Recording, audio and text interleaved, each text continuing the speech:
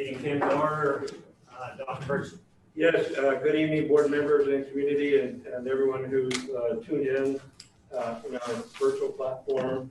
I would like to introduce Ms. Janice Hernandez this evening, who is going to lead us in the invocation, followed by the Pledge of Allegiance. Can you hear me, Janice? Thank you. Yes, sir. Dear God, we thank you for the opportunity to come and gather together this day. We ask for your hand of blessing on this meeting. We ask that you would guide and direct our meeting so that it is full of wisdom, productivity, and respect for one another. Thank you for helping us to accomplish our work and our goals this day. Amen. I pledge allegiance to the flag of the United States of America and to the republic for which it stands, one nation, under God, indivisible, with liberty and justice for all. Honor the Texas flag. I pledge allegiance to thee, Texas, one state, under God, one and indivisible. Thank you, Ms. Hernandez. So, Mr. President, we do have a few recognitions today. If we could just roll right into that. And are you going to do it right? Or okay. So we do have a couple of recognitions. One of them comes from our partnership with higher education and a really fine employee that is well versed in the higher education and also performs a great job here at Southwest ISD. We're going to recognize tonight. And we also have one of our most recent graduates from our high school, Southwest High School, who is part of the new aviation program and some achievement, individual achievement that he has been able to accomplish that we wanted to come back and recognize. Even though he is at Notre Dame right now, he's still part of Southwest ISD and Southwest High School. So I'll turn it over to Ms. Hernandez and we'll have those two recognitions real quick. Thank you so much. Can everyone hear me? Yes. Mm-hmm. Great. So we're going to start off our recognitions tonight, recognizing a former Southwest High School graduate, David Gonzalez. David Gonzalez, who just graduated this past school year, passed his private pilot's license test on July 31. He was the first to do so from the Southwest Aviation Program. We want to thank everyone from Mr. Irby to the aviation program to our Southwest District leadership. He would have finished it during the year, but COVID-19 created some flying obstacles. David's family thanks the leadership by planting the aviation seed from which he grew from a pilot simulator to obtaining the first step in pilot training. They are hopeful he can inspire other dragons to fly, and other funds through corporate sponsorship can fund additional levels of flying for past and present students. Now on the line today, we have Robert Franz and David's father. Bob would like to say a few words about the program and the mentors and everything that's been involved in the last few years. Bob, you're muted. Yes. Yes, sir. Go ahead. There, can you hear me? Yes. Okay. We're very proud of David. He's been in our program for 2 years. He came to us as an outstanding student and we shared him with the ROTC. He was our first student to actively pursue a career with flying. He spent hours on our simulator. We were fortunate to have a crew of 7 mentors who are distinguished aviators, and they spent significant time with David, but he was by far our most diligent and hardworking student. And I can't say enough good things about him. I think his role model will have future dragons flying, and we're very proud of what he's accomplished. We're so excited that he's at Notre Dame. Thank you. Thank you, Bob. Thank you. Thank you, everyone. I really do appreciate that. Like I said, it's the mentorship, all the way up to the board. It's been really an amazing thing to see one of our own dragons, take to the air. I'd like to say a thank you because, 4 years ago, flying was an impossibility at that time. And you made it possible. Thank you once again. Thank you both so much for being here tonight. And of course, David couldn't be here tonight because he's at Notre Dame. So he wanted to leave a message for everyone and just give some tips for the students coming into the aviation program this year. Hello, how are y'all Dragon students tonight? My name is David Matthew Gonzalez. I'm from San Antonio, Texas. I'm a former Southwest High School graduate, class of 2020, year of the coronavirus. I was admitted to Notre Dame, and some of the steps I've taken to become admitted was I was in the Southwest NJ ROTC, I was in the Southwest Aviation Program, I was in some of the honor societies, and recently as becoming a part of some of these organizations, I've earned my private pilot's license. And my future goals include becoming a fighter pilot for our Navy. And someday I'll make that goal a reality by graduating from Notre Dame. Hopefully I'll see some of y'all out here and following in some of the same footsteps that I have by graduating from Southwest High School. And we are Southwest.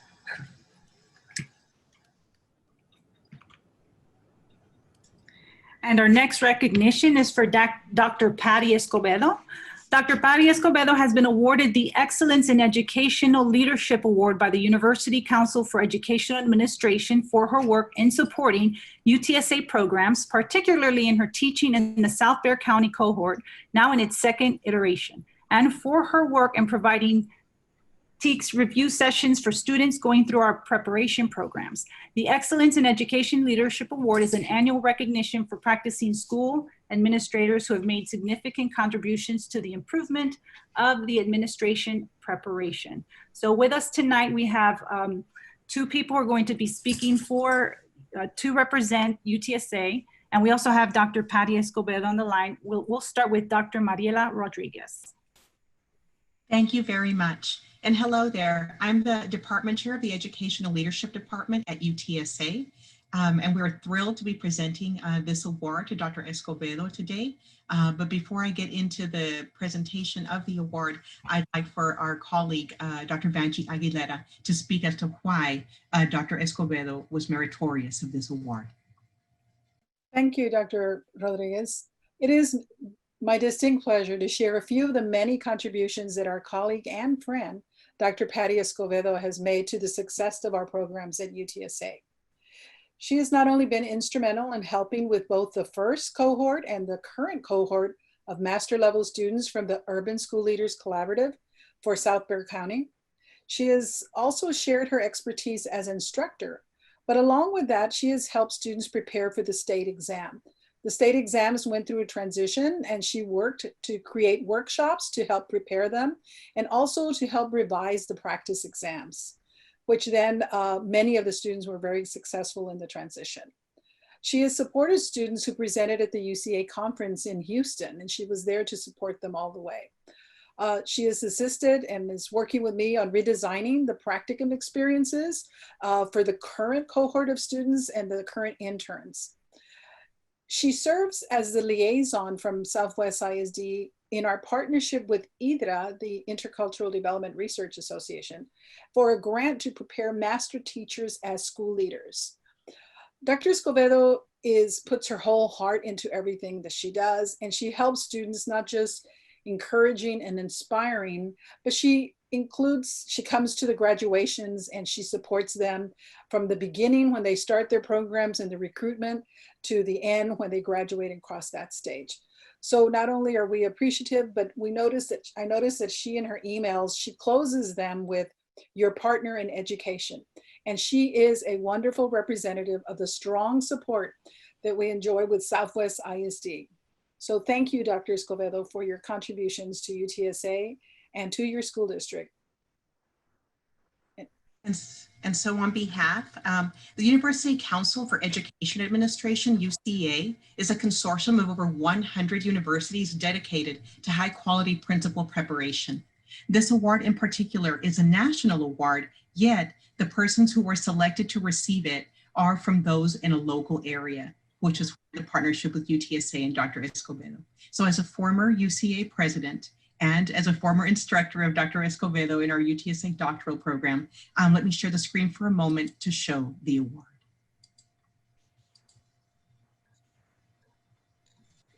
So again, on behalf of UCA and UTSA, to Dr. Patty Escovedo for all of your hard work and your dedication to our students. Congratulations. Thank you, Dr. Aguilera and Dr. Rodriguez. It's a pleasure to work with our students, to work with you, having been my former professor, working with Dr. Aguilera. You both have served as wonderful mentors for me, and I truly enjoy and love the work that I do with all of you at UTSA as we prepare our future school administrators. So thank you for the partnership, and also to the partnership we have with IDRA for our Southwest ISD employees who are currently going through this program, and the new group that we have coming through next week. So thank you for all of your support and continuation with UTSA and with Southwest ISD. Appreciate it. And we're excited for you. Congratulations, and can't think of a better educator to honor. And I know all you do to raise the next generation of leadership on campus, and so keep at it, and congratulations to you. We're very proud of you. So that does, I think, conclude our recognitions this evening, Mr. President. Sometimes in this space that we're in, we feel like it kind of frozen from time to time. It's always good to remember to celebrate the accomplishments of our students and our staff. And so I think those are really two good bookends to kind of put on the screen and validate the great things that they are doing and acknowledge them. So that concludes our recognition, sir. The next thing we go into is public comments. Who do we have? Yes, Myself. I think we have probably Seven, sir. 7 public comments, or I think they're all public comments, not speaking to a particular item, or maybe it's a combination of both. Correct. But since there aren't that many, we're going to have Mr. Figueroa. We have listed these in the order that they've come into us, so that we have a kind of equitable format. And I think you're going to read something about the public comment section, and then you'll start announcing them more. Yes, sir. Okay, the Board of Trustees will now hear public comments. In order to provide consistency and fairness to all individuals, public comments will be heard in accordance with Board Policy BED Local. Comments should be limited to general comments or specific agenda items listed on the posted agenda notice for this meeting. Public comments will be limited to individuals who signed up to participate in the public comment portion of the meeting by the end of the day, which is 4:30 p.m., the Monday directly preceding the scheduled meeting. An individual who signs up to participate in the public comment portion of the meeting may not relinquish their time to another individual. No public comment shall exceed 3 minutes time for general comments or 2 minutes time for comments specific to any board item listed on the posted agenda notice for this meeting. To ensure compliance with time limitations, a verbal notification will be announced at the 1 minute time to expire. Up first, we have Annette Hairston with the general comment. Ms. Hairston, are you ready, ma'am?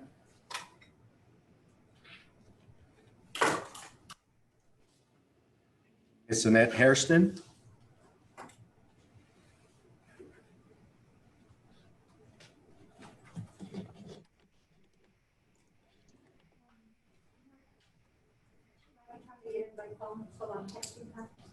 Okay, so we'll move on to the second speaker.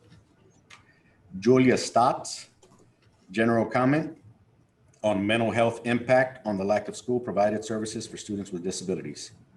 Ms. Stotts, are you ready to go, ma'am? I am, thank you. Yes, ma'am, you have 3 minutes. Thank you. Thank you, Dr. Burstup and school board members, for allowing me to speak on the mental health challenges that our students with disabilities are currently facing. I address you today as a certified special education teacher and an advocate. I served in your district as a volunteer surrogate parent advocate for young men with autism in a nearby group home. During my work as an advocate, I have been in large and small districts, and it is evident that Southwest strives to be innovative and thoughtful in each challenge they face. Southwest has always been a leader in the way you have adapted and adjusted to problems affecting our community with disabilities. We know that Southwest cares, but today caring is not enough and action is required. COVID has presented many challenges that are out of our control, but we now have the ability to make considered choices over the way we address conditions today. We have the ability to safely open our doors today to the most vulnerable population. As an advocate, my advice to my clients is always driven by facts and not emotion. Today, we know that it has been 166 days with no face-to-face services and no extended school year for students that most assuredly regress when summer services are not offered. Federal guidance has been issued that compensatory services must be provided to address regression. While the idea of compensatory services is well-intentioned, it will not bring our students back to the mental health, behavioral, and educational capabilities they possessed on March the 6th. I have participated in 4 town halls, including one held by Senator Menendez. However, I believe we all know that distance learning is not a viable option for our students with disabilities. Many of our Southwest parents have expressed that if we just open our doors, parents will not drown the school in hundreds of costly review ARDs, demands that current IEP goals and objectives be met, and they will not financially burden the district with requests for compensatory services. Parents just want their students on campus, in class, receiving face-to-face instruction from highly qualified staff at Southwest ISD. Here are some brief excerpts from a parent who couldn't be here today. It is extremely difficult to replicate my child's classroom environment at home. The struggles have been overwhelming at times. Our city is not shut down, so schools shouldn't be either. We are losing valuable time, and I urge that the plan Dr. Aubrey Hogan and her team presented be implemented effective 8/24. It is time to take back some measure of control in our community. We have an opportunity to make a real difference for this population and their families. Time has expired, ma'am. Restoring and opening the doors for this vulnerable population. Thank you for your time and consideration. Thank you. Thank you, ma'am. Okay, do we have Miss Annette Hairston prepared to speak at this time? Okay, we're going to move on to the next speaker. The request is Juanita Calpert on item 8B. Consider approval of request to extend the start of the 2020-2021 school year, transition beyond the 4-week limit.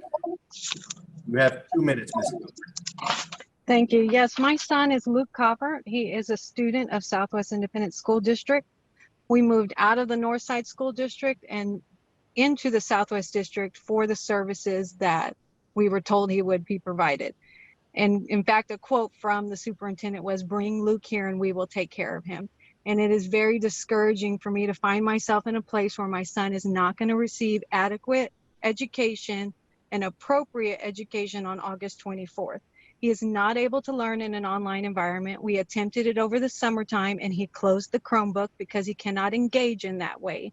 And the fact that the district does not want to open their doors on August 24th for the special needs population really represents to the parents that our children do not matter because they are disabled and the district isn't capable or willing to accommodate their needs. There are districts in the surrounding areas like Bernie, Comal, and Lavernia who are all starting with face-to-face instruction as an option for their student body. And I want to understand why Southwest Independent School District is not ready to do the same. 1 minute. TEA has issued guidance requiring in-person instruction, but gave the district an additional 4 weeks to plan. That's in addition to the 4 months the district already had to prepare for the 2020 school year. And now SWISD wants the school board to grant the district the option to extend the delay another 4 weeks. And I am asking the board not to grant that extension and to open the doors on August 24th. Luke has regressed significantly. We have put locks on our other kids' doors and bathrooms. We've cut out carpet. We have replaced floors. We have thrown away countless articles of clothing, toys, sheets, and blankets because of his aggression. There are times when I am on my knees cleaning up feces and urine off the floor and walls and anything else I'm not willing to throw away. He bites himself so hard right now that he cries afterwards because it hurts so much. We've had to put him on anxiety medication in an attempt to ease his symptoms, and he doesn't understand why the school is not available available to him when that is something that he relies on. You cannot possibly understand what it is like to live this way. I implore you to do the right thing and provide appropriate services for Luke and his peers as of August 24th, or I will hold the school board accountable. Thank you. Thank you. Up next, we have Sarah Alaquines speaking on item 8B, consider approval of the request to extend the start of the 2020-2021 school year transition beyond the 4-week limit. Ms. Alaquines, are you ready, ma'am? Yes, I am. Thank you so much for having me speak to you this evening. 2 minutes, ma'am. Yes, sir. I am a parent of 3 Southwest ISD students, and I just wanted to speak on the article about the schools reopening or extending the reopening of face-to-face instruction. My youngest is going into 1st grade, and he had just been approved for some speech therapy as soon as COVID hit. So, you know, we did try the Zoom meetings with the speech therapist, and they were just not effective, as well as, you know, the online learning. Even my middle schoolers that don't have any trouble with, you know, their academics are also struggling, not only, you know, with the learning the material online alone, as well as, you know, their emotional health. And with, you know, both parents still employed and working full time, it has just really become impossible to come home in the evening and then, you know, be able to provide that support for our children that they need, you know, when. Yes, sir. And so I'm just asking that we please reconsider, you know, opening face-to-face instructions for students, you know, especially for the special needs students who are in speech therapy, things like that, but for all of the kids that are struggling right now with that.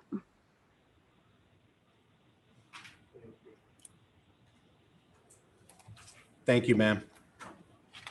Thank you. Our next speaker is Mr. Raul Nuquez, general comment. Mr. Nuquez, you have 3 minutes, sir. Yes, can you hear me? Yes, sir.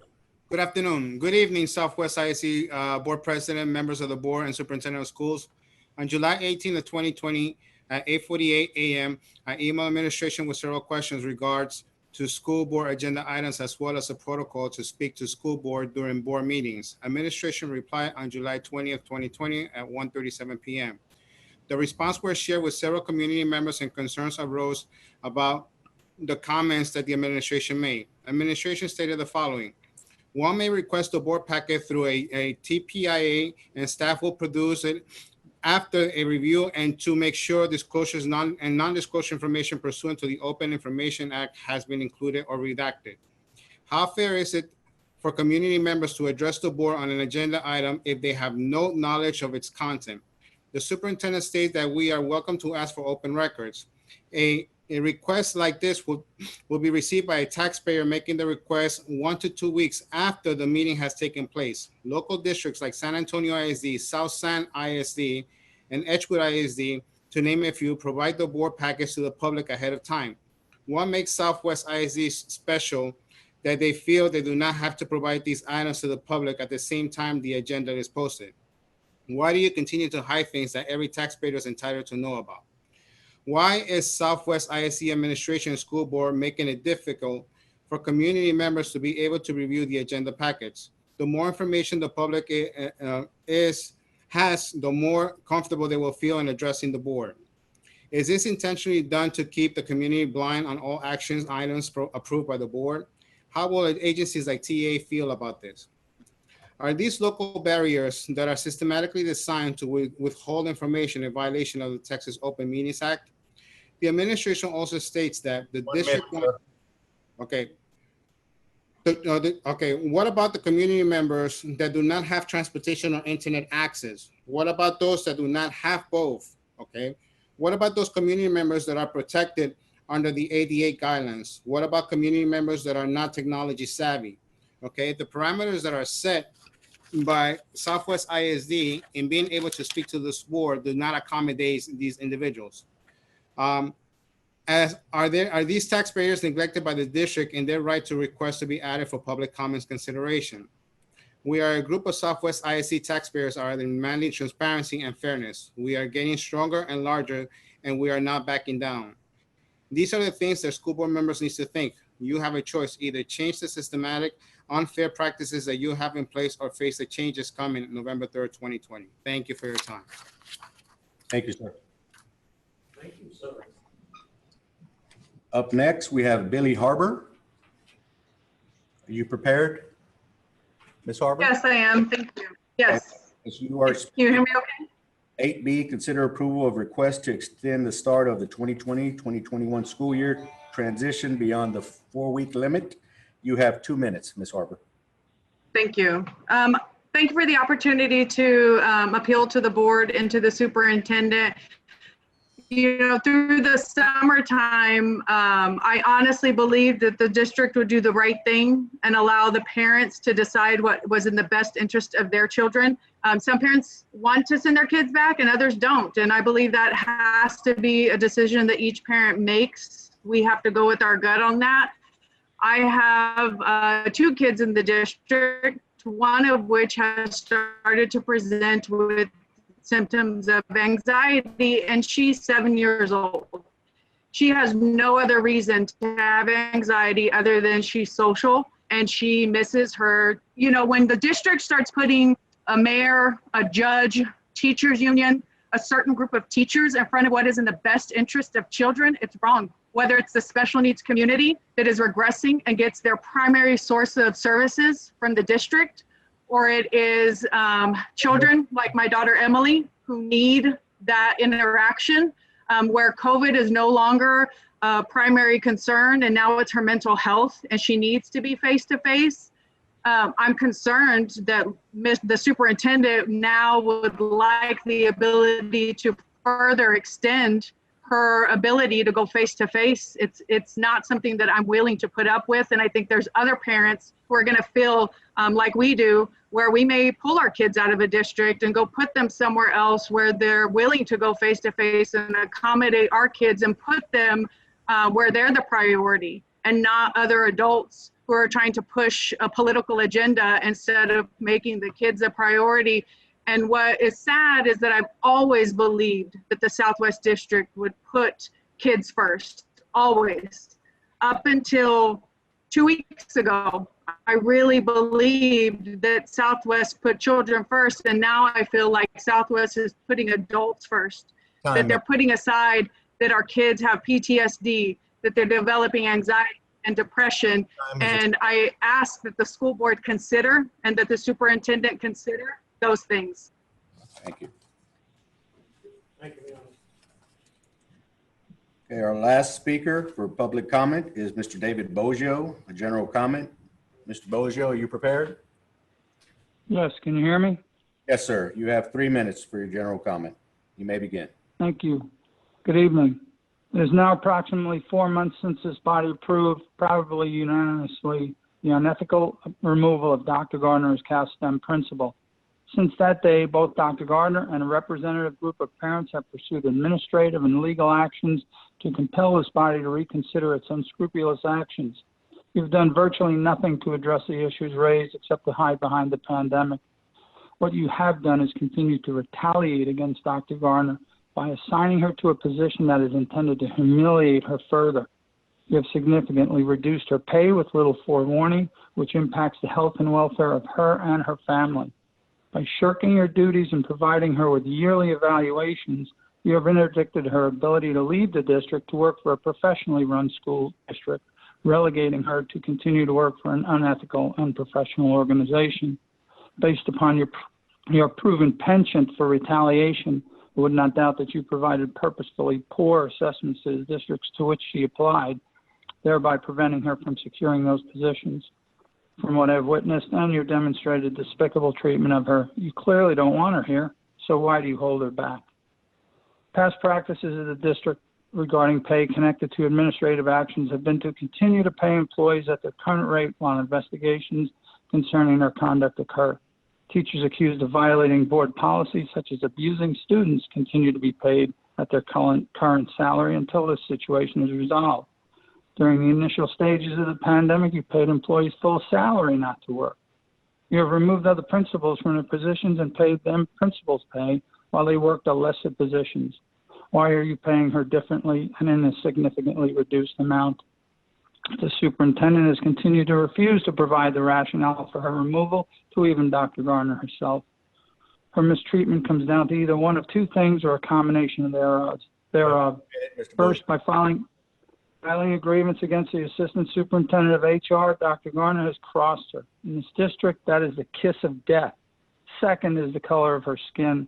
Since Dr. Garner's initial arrival to the district, she has been treated poorly compared to other principals, despite the fact that she has a proven record of student academic success that surpasses the performances of virtually all district principals. Your mistreatment of her, therefore, is predicated on the color of her skin and because of her educational leadership successes and the content of her character, which Dr. Fay perceives as a threat to her. And you, as a school board, will stand behind this. Tonight, the parents will present their grievance to you in closed session. It would not be a stretch based on the past conduct of this body that a vote of 7-0 against the grievance is already in. Thank you. Thank you, Mr. Boggio. We do have our first speaker. I'm sorry, sir. We're going to go back to our first speaker to see if she's available. Miss Annette Hairston, are you available, ma'am?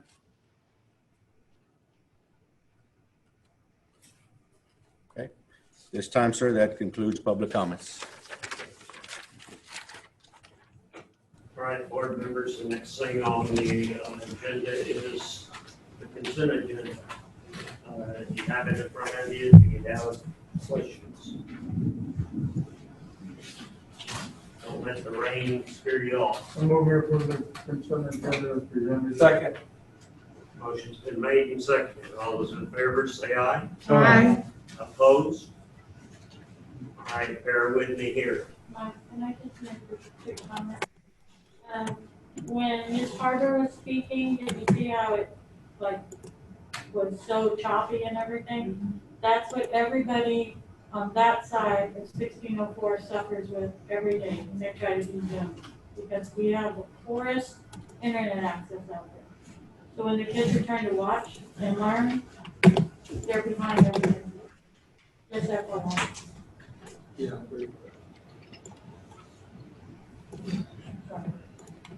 Anybody else? All right, bear with me.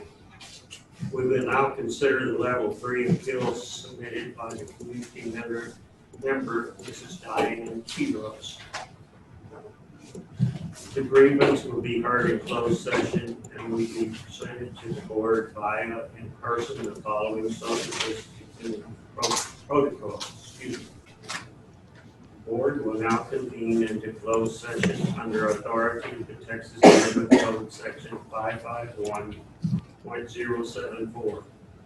Before the grievance presentation begins, the board will consult with its legal counsel regarding the grievance process pursuant to Texas Government Code Section 551.071. We will now go into closed session.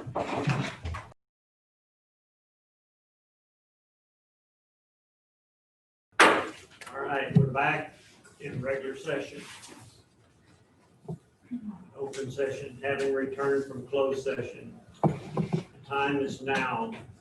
Does any board member have a motion regarding the grievance presented by Mrs. Quiros? I do. I move to deny the grievance and note that requests number 2, 3, and 4 have been granted by Dr. Versa at level 2 of the grievance. I second. I second. Motion's been made and seconded. All those in favor say aye. Aye. Opposed?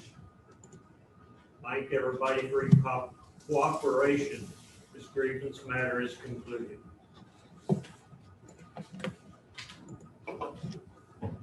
right. Dr. Versa, you look like you're confused. Did you understand what was? No, I understood. Yes, Okay. I thank you. I understand. All right. Personnel. Moving Personnel. on to items of information construction.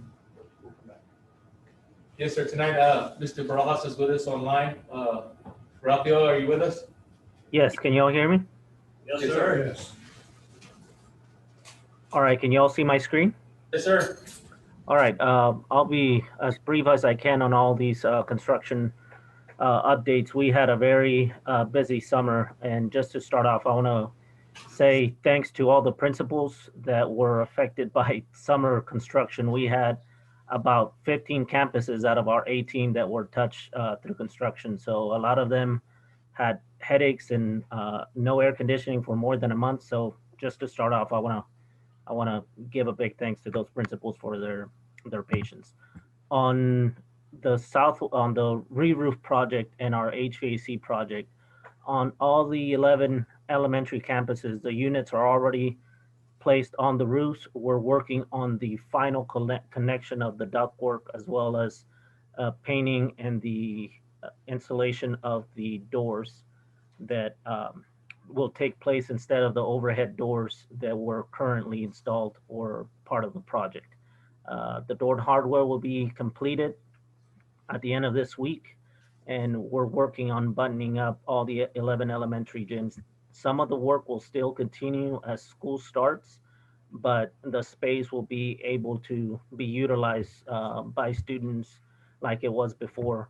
We're working with the contractor to generate a more detailed schedule moving forward once school starts, in order to let campuses know which school will be turned on and fully operational on the HVAC side. For Crewald, at Crewald Elementary, all the new rooftop units are hooked up and powered up and cooling. The roof has been completed on the roofing stage. The new roof system that we went through is pretty much a multi-stage process. They removed the granules, put in foam roofs, put a silicon layer, and then some granules, which is a really thin rock. All the foam roof has been installed, the silicone has been installed, and we're about to begin the granule stage of it, which is the final stage this week. And some of these are pictures just of the current state as of yesterday. So what you see in black is that protective layer of silicone. The granules will go on top of that. Once we see Indian Creek, you'll see the finished product. Again, this is kind of the two-stage. The lighter is the first stage of the foam insulation, and then you go with a protective silicone layer, followed by the granules. At Elm Creek, we are at 60% complete of the foam installation. The existing units are still in place at Elm Creek Elementary, and the contractor is providing to us a schedule. Our target will be to replace units over the weekend. Right now, they're targeting an average of about 5 to 8 units every weekend, starting from Friday when teachers or students leave to Sunday night before students and teachers come back on Monday. We have told them that whatever gets touched must be completed. So we're just taking a look right now at their schedule moving forward for the replacement of the units at Elm Creek Elementary. Again, these are some more pictures of the existing roof with a silicone system on top. At McAuliffe Middle School, the roofing, the new roof was actually completed today. So 100% of the granules were installed at the end of the day today. That campus is complete in terms of roof. However, next summer, we will be moving to the second stage that included all of the interior air handlers that are in attic space throughout the campus. But that will be a part 2 of this campus. And these are some of the pictures that were taken off actually yesterday, but the granules were not in place. This is the completion of Indian Creek. Indian Creek, there were 7 units that were replaced, and the entire roof was also replaced. So this is 100% complete on the rooftop units and the roof. These are just some images of the rooftop units in the gyms. Like you can see, there are some final connections from the duct work inside the gym to the unit that are still pending on several of our elementaries. Do you all have any questions in regards to our HVAC upgrades and re-roof upgrades? Sure looks like you're moving on. Are all of them slated to be complete? Yes, well, there'll be some times in this fall that we'll have to work weekends, but yeah, would you say in the next 2-3 months, we should be complete with all these? Rafael? Yes, sir. Yes, sir. This was our 2-year project. It was. So the contractor moved really swiftly. Did a lot this summer. We'll have just a couple things that need to be buttoned up and finished off in the next 2 months. But every gym across the elementaries will have AC. And then you see the 4 schools that really needed roofs and new AC duct and air handlers in them will be installed. So it'll be really helpful with upgrading things you won't see, like roofs and utilities and AC and HVACs, but things that they really needed that we couldn't find parts for anymore, and really help them out. Any more questions on this project? Go ahead, Rafael, if you can move to the next. Okay, our next construction update is Southwest High School Phase 3 renovation. This one, over the summer, just to list what we've completed was the restroom upgrades on the boys and girls locker rooms, the athletic locker rooms, the boys and girls restrooms on the athletic vestibule, the ROTC area renovation, life skills, 8 classrooms, typical classrooms on the 2nd floor, Cyber Patriot, and the language arts corridor or classroom facelift and renovation, as well as the CTE re-roof. So this one was a large project for us to complete over the summer, but KenCon really pulled through. On top of that, there were 14 rooftop units that were swapped out this summer. And as you can tell, this is the finished product on the ROTC shooting range. It's a shooting range. One thing. Hold on, Rafael. Do we have pictures of the other things, like the life skills and? Yes. Yes, and Can you scroll down to see the other pictures, because we can't see the other ones.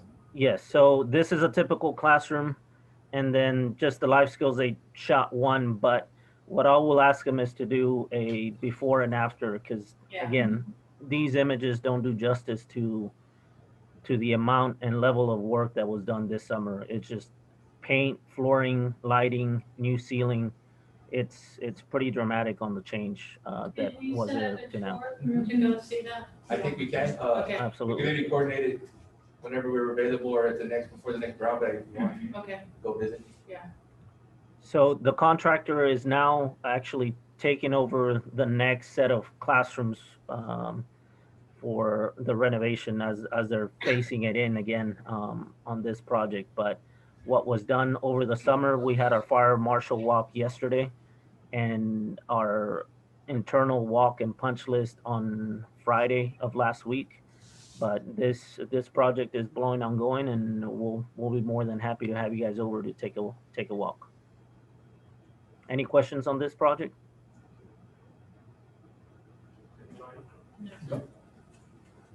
I think the last is a SCOBY. We haven't started that one yet. I think we're waiting on a couple of documents. Right, Rafael? Yes, so we're waiting on Scobie Middle School. We're waiting on the fire marshal permit. The moving of the portables, Bartlett Cock has already started disconnecting the portables from McCullough that will be moved into Scobie Middle School. So. And once we get in there, we can start moving students once we get them back. Designate them to the portables so we can take over hallways and do like we do in McCullough and stage it. Mm-hmm. This will be a project that we'll have to work with and around students and have a good phase in. But we have to wait for some of the permitting, get the portables there, and then we'll be ready to start doing demo and getting in the building. I believe that's all we have. The auditorium still in design development. There's not much to really talk about at this point. But hopefully we can get to y'all maybe at the brown bag and give more of an update where we are. And have Amar and Mott come in and kind of do where we at as far as design. Starting to come together a little bit. Yes, one thing that they have presented is the material selection. So that's another meeting I would like to set up with the board committee, just to do our typical material selection that the designer has presented to us. So we'll set something up. If there's any more questions, I think that's what we have for construction today. Thank you. Thank you. All right, thank you all. Before I forget it again, we need to jump down to item 7A, superintendent's recommendation on personnel. Move we approve the superintendent's recommendation on personnel. A second. Motion's been made and seconded. All those in favor say aye. Aye. Opposed? Motion carried. Now we can move back to item 6, monthly tax office report. Yes, sir. We're actually trending above where we were last year. We're right under 98% total collections, so that's a good sign. We got this month to go. Our goal is usually every year we're about 99.5% is what we finalize, but we get to collect all the way to September. So we're actually trending pretty well compared to last year. Good. All right, on finance, investment, gifts, check with administration, purchases over 50,000, questions. 5.3 entry plan. Yes, sir. I know you guys received this information. With coming back to school, we know it's very important that we communicate and over-communicate with our parents and families and students about what reentry looks like. And so working with a group of over 100 folks, set up different task force and bringing information kind of to the senior admin level and having a task force steering committee. Receive that information, go back out. We've taken survey data. We've taken a number of the information that we get from the TEA. At one point, it was TEA daily, and then it turned into TEA 3 days, and now it's back to TEA 2 days a week. But we receive a lot of information and guidance and direction. Our communication department has been critical in bringing that information, and Roger Apple's putting that together. So what I've asked him to do is just take 10 minutes and just kind of navigate through where our plan is on our website. That we have it in English, we have it in Spanish, we have it divided up in the prevention of COVID, how we support students, how we provide instructional delivery. Because remote instruction today looks a lot different than the emergency remote instruction that our teachers, and we commend them for everything they've done since March. They had to move into a virtual environment basically over a weekend, and they did tremendous. We have silos of excellence throughout, but I think our goal is how we create an excellent system for those parents who choose for their children to stay remote, and some of them because have that choice all year long. And so remote and engagement in remote looks a lot different. It has synchronous and asynchronous opportunities, but there are check-in points so students can engage with other students, which we know is important. And then they can do some independent activity, and then teachers can, through their instructional day, can work with small groups of students or Zoom one-on-one with the student. So we're trying to create some normalcy in our plan. We know that we survey our community and the official enrollment. You guys will get this information in a little while.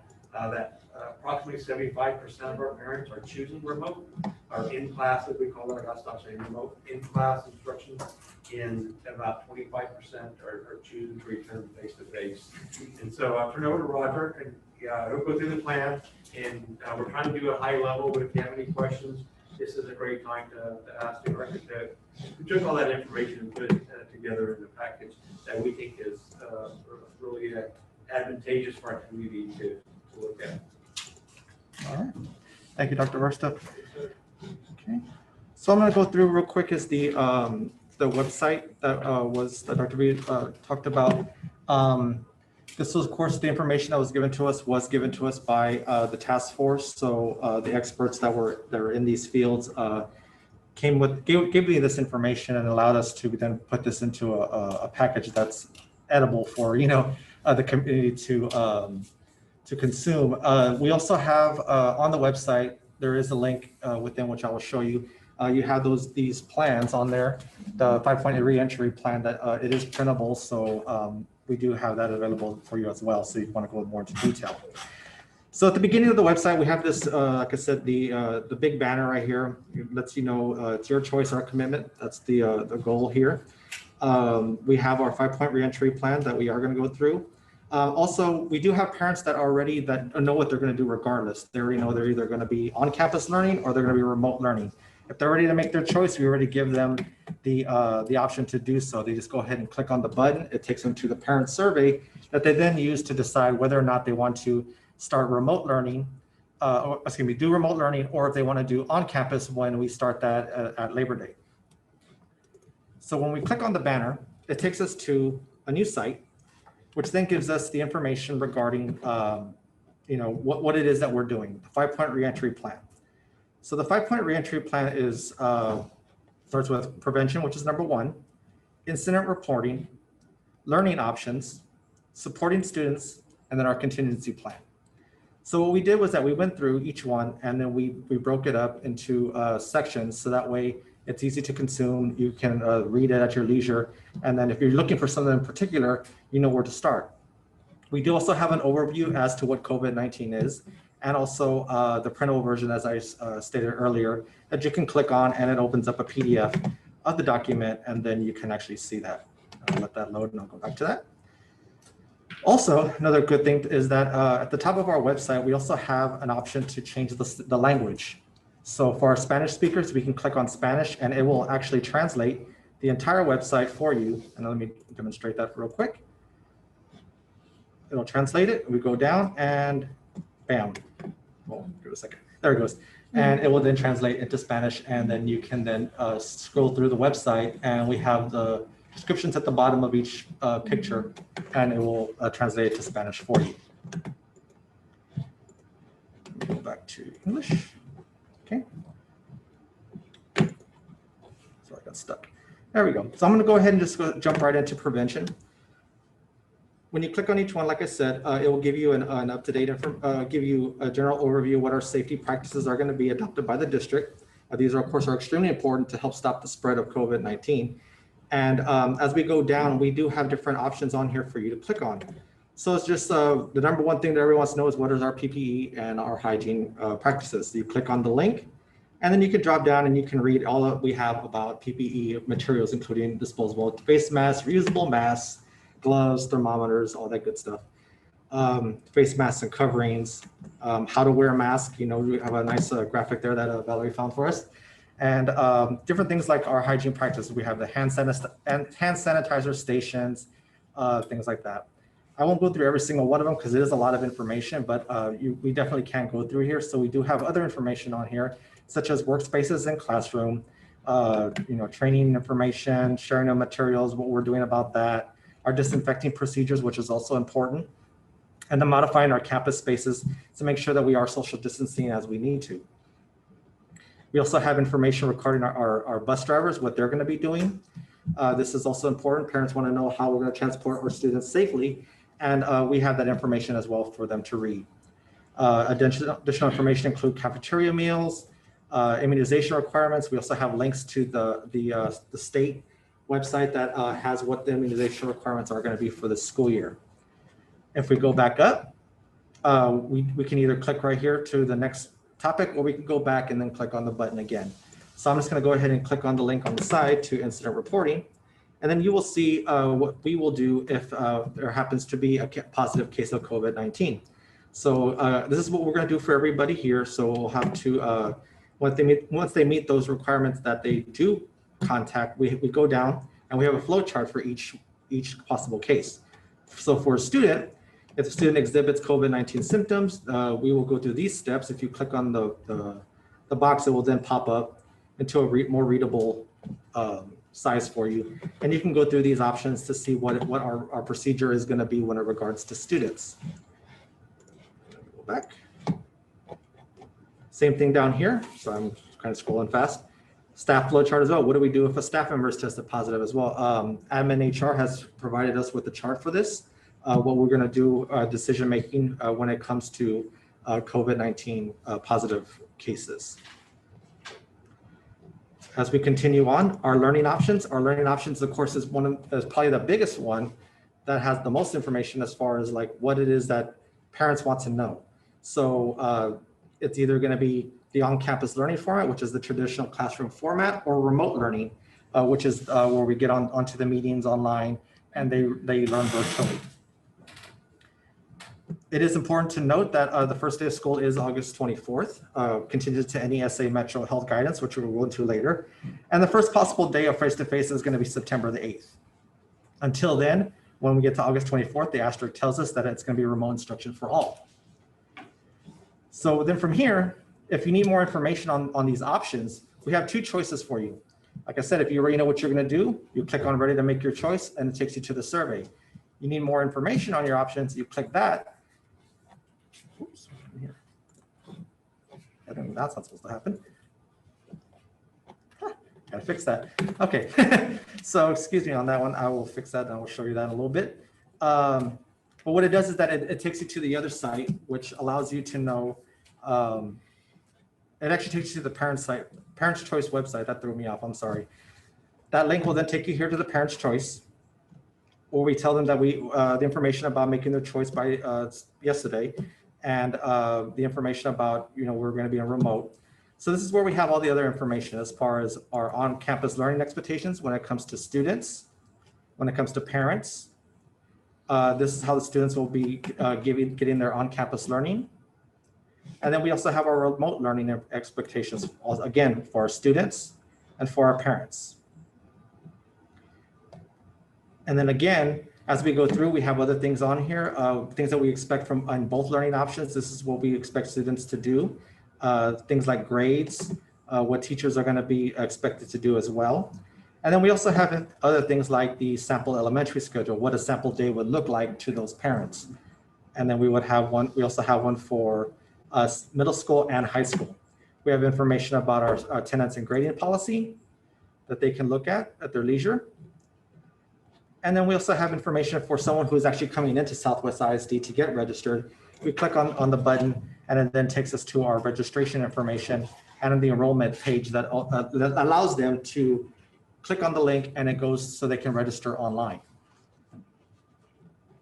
And again, once they get to the bottom, if they get enough information that they're ready, they feel comfortable to make their choice, because we do want them to make the informed decision. Again, it directs them to go ahead and take that parent survey. Quickly, just a couple more things just so that you're aware. We have our supporting students information. The supporting students information covers things such as the special ed reentry process, what the phases are going to be for that, what our phase overview is going to be, information regarding extracurricular and UIL updates, the fine arts reopening procedures, our child nutrition meal plan, which is also going to be very important to feed our families when they're into the remote phase of our plan. And it includes things like our curbside information, satellite sites, what our satellite sites are going to be, what the feeding times are going to be, and how we're going to distribute those meals as well. And it is a lot of information. And lastly, we do have just a quick note on our contingency plan. If in the event that there is a full-on school closure required, we are going to go back to 100% remote instruction. That would be mandated by the city and of course the board and whatnot. So we have that information for the parents to know as well. Additionally, we have our frequently asked questions. These are some of the questions that we've taken from our town hall meetings and our chats, and even with our previous surveys, we took the top questions that have been asked. And you can actually click on each one and says, how will our attendance be taken for students? Here's your answer. So we do have these questions that hopefully it will be answered for them. And lastly, we have our town hall meetings, which takes us to our YouTube playlist that allows you to see all of our replays of our town hall meetings that we did throughout the last week or two regarding things like athletics, fine arts, elementary students, secondary students, the parent town hall, and even the Spanish town hall and the spec ed town hall that we did. And you can click on each one of these and then you can view those as well. And I believe that will take me back to the front of the website. And again, this information is flowing, so you can then just go through it. Again, if you think that you would like to just have this printed, which I printed for y'all, but if our parents at home who are watching would like to print it, you just click on where it says the printable version, and then it'll pop up the version that you can just, it's a PDF that you can print at home, and you can look through it as well. So this is exactly what our parents are seeing right now when they go on the website? Yes. So who made the decision that we were not going to do face-to-face till September 8th? That would be up to the board. But if it's already on the website, why does it say that? We didn't vote. Everything's pretty fluid right now, so there's a lot of things on that website that from the time you post it, that probably changed in this environment right now. But September 8th was always a recommendation we're going to bring to the board. But the governor's been very clear, the attorney general, that it's really a board of trustees decision when they bring students on. Now, the plan that we're going to bring, we're not to that item yet. It is in alignment with what I would consider the more aggressive districts of trying to get students back on the campus than the other ones who have already made decisions to close for a long period of, not close, but to work in remote environment, virtual environment for a longer period of time already. And that being said, some school districts have already started. Yes, and some, especially the outliers. And I think they're mentioned earlier, like your Bernie, your Lavernia, your Navarros. So yeah, they're in Comau, are some you're right. And just a quick note that we do have a disclaimer on here that does state that this stuff does change.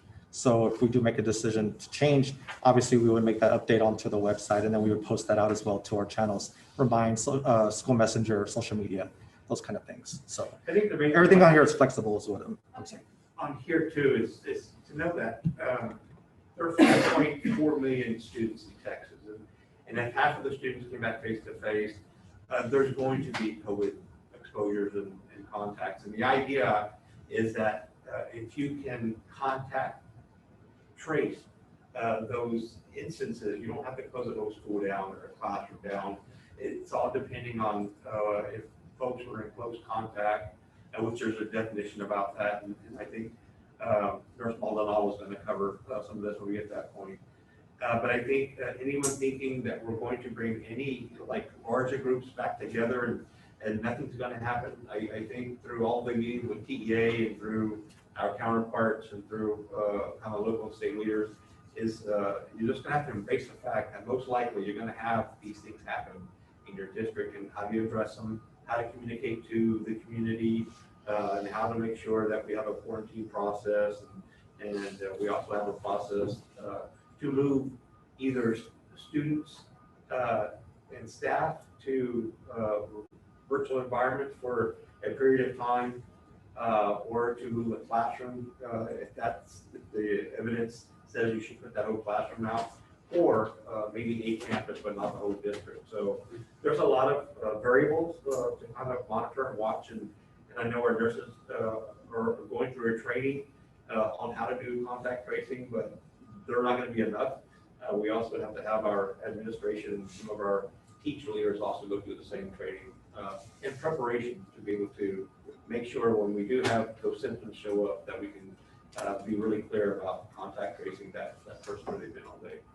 So back when this started, if you had a COVID thing, you shut the school down, everybody went home, the district down. We're in a different time. And the metrics are looking really good now. I mean, they're looking a lot better than they have in a long time. And I think Val's going to go through that too to get there. So that's positive, and that gives us hope. We want kids in school. We do. We just want to make sure that what we recommend that we think we can handle, that we think is safe, and because there's two things battling. There's this need for our students to be educated and prepared for the future, and we know there's a big deficiency since they've been separated from education that works since March, and getting them back in the classroom and then keeping them healthy and exposure free from COVID. You don't know how it's going to impact someone. So you've got these two competing entities that we all understand are extremely and equally important in the lives of our kids. We get that. But we'll get to that part in a minute. I think Roger's objective today was to make sure, because I know you guys get questions and calls about where's this information. So if we had an opportunity to kind of navigate through it, then you have a great resource to kind of direct folks. Are there any other questions? I think it looks really good. It looks very easy to navigate for our parents. Thank you. Appreciate it. It's a lot of, yeah, it's a lot of information, but yeah, we had a great committee that came together to put this information together. When did y'all put it on the website? It was posted out on the 6th of August when we started. Because I went on there and I couldn't find a lot of that stuff. It was so hard to navigate. Yeah, I want to say it was the 6th that we pushed out everything. And it was, like I said, we got the information in. We've been working on it throughout the last few weeks, and then we've just been putting it together as we go. But I like that it's very detailed. You know, that there's a lot of information. I know it's a lot of information, but I think parents are looking for a lot of information. They're trying to educate themselves as well. It covers So I a think lot it's of good. what they wanted. I think there's a lot of positive comments from our town hall, and I think when we get to the other item, we're going to go through how many town halls we had, how many people, one of the metrics around was people viewing town halls, or we're posting them, they're coming back to view them, to gather information. So There's a lot. Really positive feedback. It's not perfect in any way. I don't think there's a perfect plan, but we definitely want to make sure we keep addressing these issues and we learn from what we had to contend with, and we make it better moving forward. okay. Thank you. Thank you, Roger.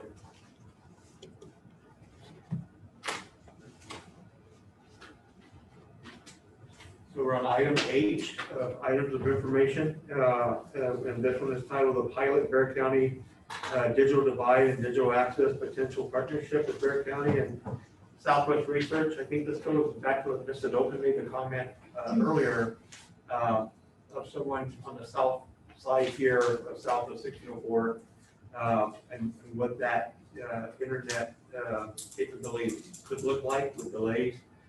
So we've engaged in a conversation with Bexar County, specifically Judge Wolf contacted the district and asked if we were interested in being the pilot district to invest, if the county were to invest in a infrastructure that we could actually put some type of apparatus on one of our buildings, like Elm Creek or McNair Middle School, that there is the equipment that they're testing at Southwest Research to provide kind of a wide area network, basically taking our internet and sending it out to our homes. And so we indicated we're very interested.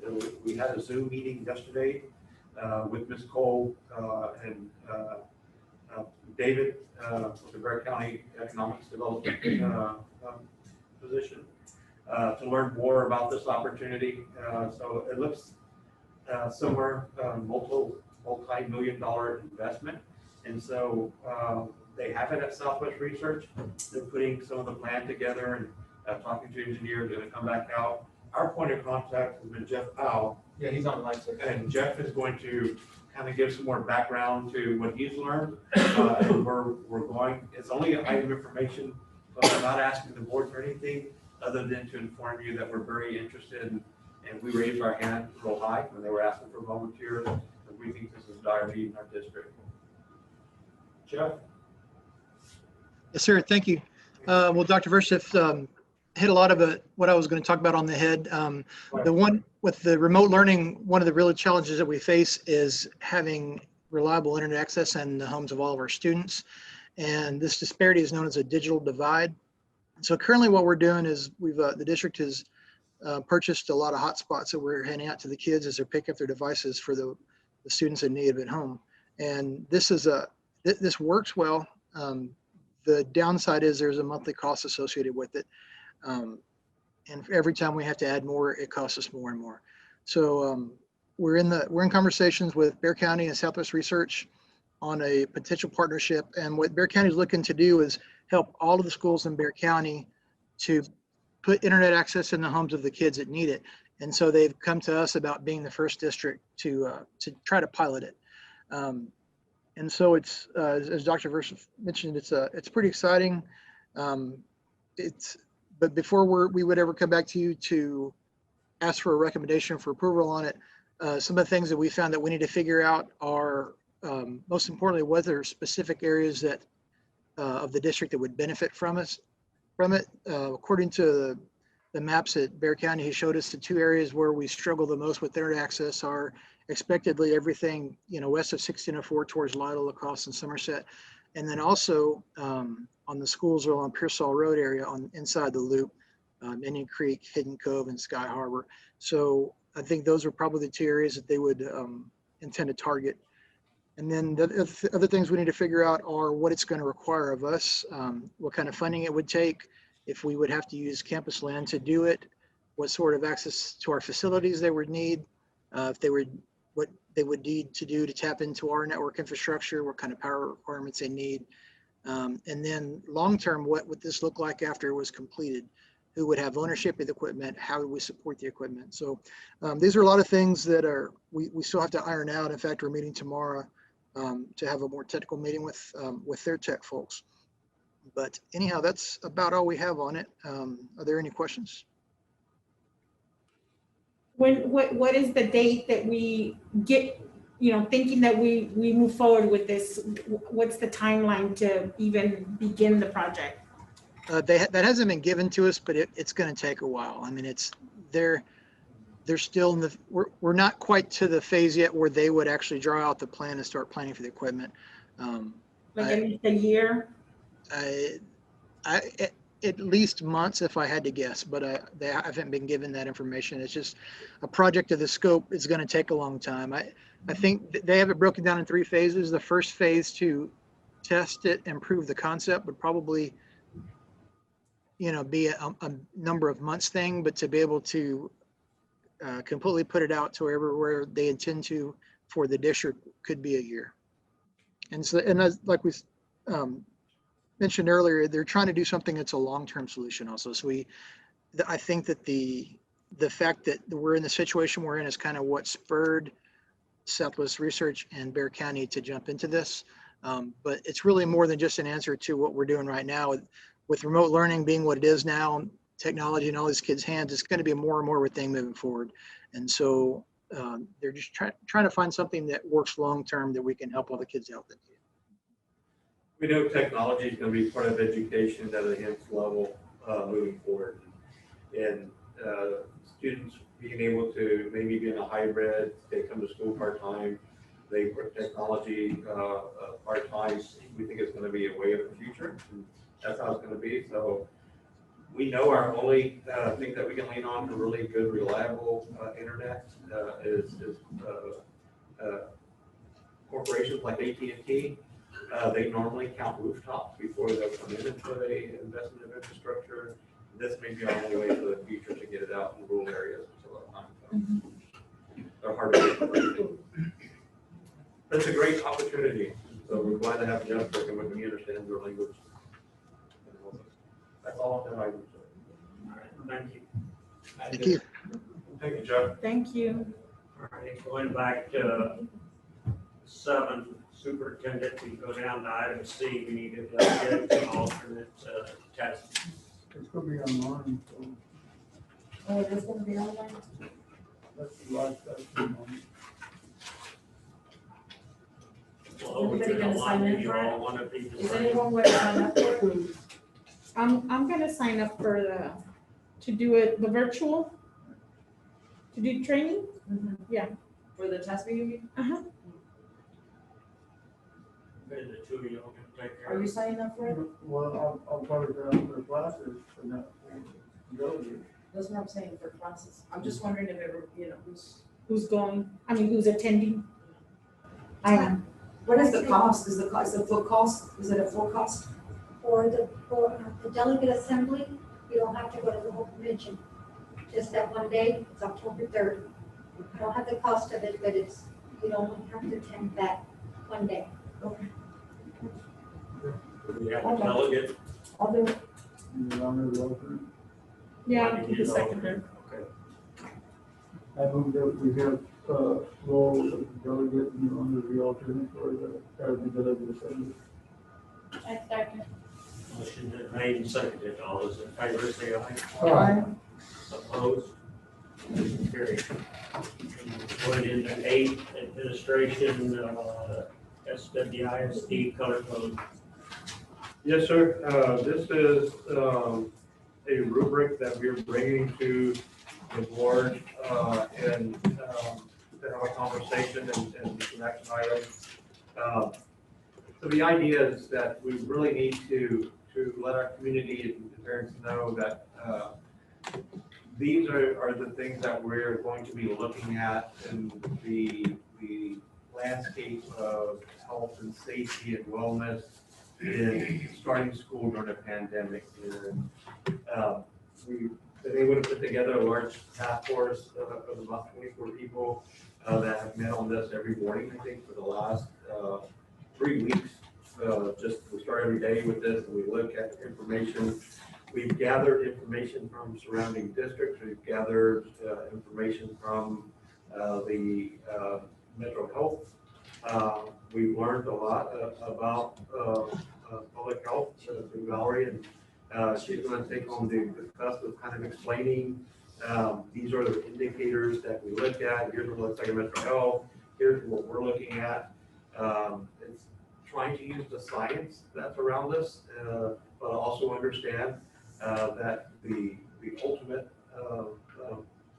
approval process lies here with this board. All we have is recommendation power. And so we put some thought, we've had people talk about this, and we'd like to be able to go through and answer any questions that everyone has. So I think it's a really good place to start with. I know that I think Doty's going to speak a little bit about the surveys that we conducted and the official enrollment, so we can kind of frame this and have the board see what data that we're getting from the community, you're getting from the community about what choices people are making. And then I think Janice is going to talk about our town hall, and then we're going to roll into the color coding, basically the more along the indicator definition, so everyone and I idea what we're looking at. So Doty, can you hear me? Yes, sir. Okay, so let me turn it over to you to you can let the board know about what we're understanding about the choices our families are making. Please. Great, thank you. Good evening.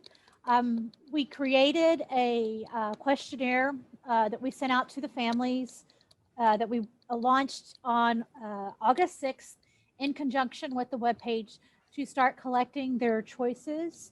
The form collected gave us student information, identification, so we know which students the information was for. The parents chose the format, whether it was online or remote. We also collected information for curbside meal locations so that we can ensure we have enough meals at all of the locations, internet needs, and transportation needs of our students. So the first thing we'll let you know that as of 5:15 today, 78% of our enrolled students have selected their choice, whether it is face-to-face or remote. And so we are getting those responses in. We're happy with this number, and we really have the campuses focusing in the next 2 days to get this up to 100%. From that information, we can show you that right now, 26.3% of our students are requesting on-campus instruction, while 73.7% are wanting to stay remote. And campuses are getting more specific information than this general, but you can kind of see on the right that at some campuses, the purple, which indicates on campus, is higher than at others. And there's several different reasons for that. But I'll point out, like Elm Creek is one where we know we have poor internet access. And so it's harder for our students to get internet access. And it does have one of the higher percentages. From that data, we're also able to break it down into sub-pops so that as we start our re-entry plan, we can be strategic in which students we bring back and when we bring them back. So in this data, we can also see that of all of our special education students, 74% have submitted their choice. And from those choices, they're pretty aligned with the district numbers of 26% on campus and 74% remote. Jody, can I ask a question? Yes, ma'am? So when you say 74.3%, is that 74.3% of the 2,500 special education students we have? Or is that 7.3% of the special education parents that have made a choice? So the blue and red here on the left is the percentage that have made a choice. So how many have not made a choice? 25% have, 26% have not made their choice yet. And that's of the special education students only. And this afternoon, the special ed department received a list of the students in that 26% here so that they can assist the campuses in reaching out and getting those choices made. Over on the right, the teal and the purple indicate what their choices are. So of this blue section, of the 74.3%, this is where their responses currently stand. Does that answer your question? Yes, ma'am. Thank you. We also looked at the same information for our bilingual ESL and LEP students. We have a slightly lower percentage of these students that have actually completed the survey. But as far as of the 71.4% that have chosen so far, the 74-26 split is still consistent. The next group is our 504 and our dyslexia students, and this is where we've noticed a slight difference. So you can see of these students, over 80% have already submitted their choice. And of those choices, we have about 65% choosing remote and 35% choosing face-to-face for the students in this sub-pop. Jody, one more question. Yes, ma'am. What avenues are they using to make their choice besides our website? So the website is the main source of information, but we have had different staff members reaching out to the families by phone to help them submit their choices, and then while they're on the phone, if the parents or the families have questions, they're able to talk to those questions that they may have. Thank you. The other information we collected was, of course, we have transportation needs. So we can see that of the 75% that have submitted their responses, about half of them are going to need transportation. So by using this data, currently we know we have at least 1,861 students. We can predict that when we get all the data that it'll be about 2,230 students that we will need to provide transportation for in our using our different COVID guidelines. We also looked at the internet needs, and so this one right now is just very general. You can see that about 86% of our district has access to internet, and about 14% is lacking that. And we collected this specifically for campuses so that we know which families are going to need to be prioritized for the access points that the district has available. The other thing we looked at is we asked that while we're under remote instruction, we are going to be serving the curbside meals. We want to ensure we have the staffing to make sure we have meals at all the locations as needed. So we also collected information on the different types of curbside locations for pickup. And that's the data that we have gathered from the parent choice form that went out. Are there any other questions? Question?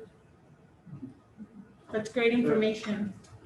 Thank you, Debbie. I'm gonna hand it over to Janice now, because she's gonna continue with this part of the presentation. Thanks, Dodie. So this next part of the graph is more on, some of the communication efforts that we've made to get the information out. So this first graph here, you're going to see the pages, the page analytics for the new fall information page that Roger kind of walked you through.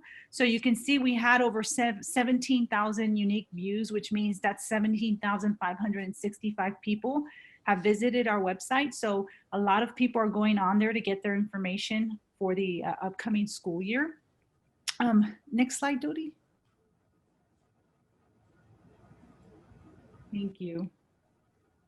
So in addition to launching the website, we did a lot of promoting of our town halls and of the website through all our different social media channels, our Remind, our School Messenger.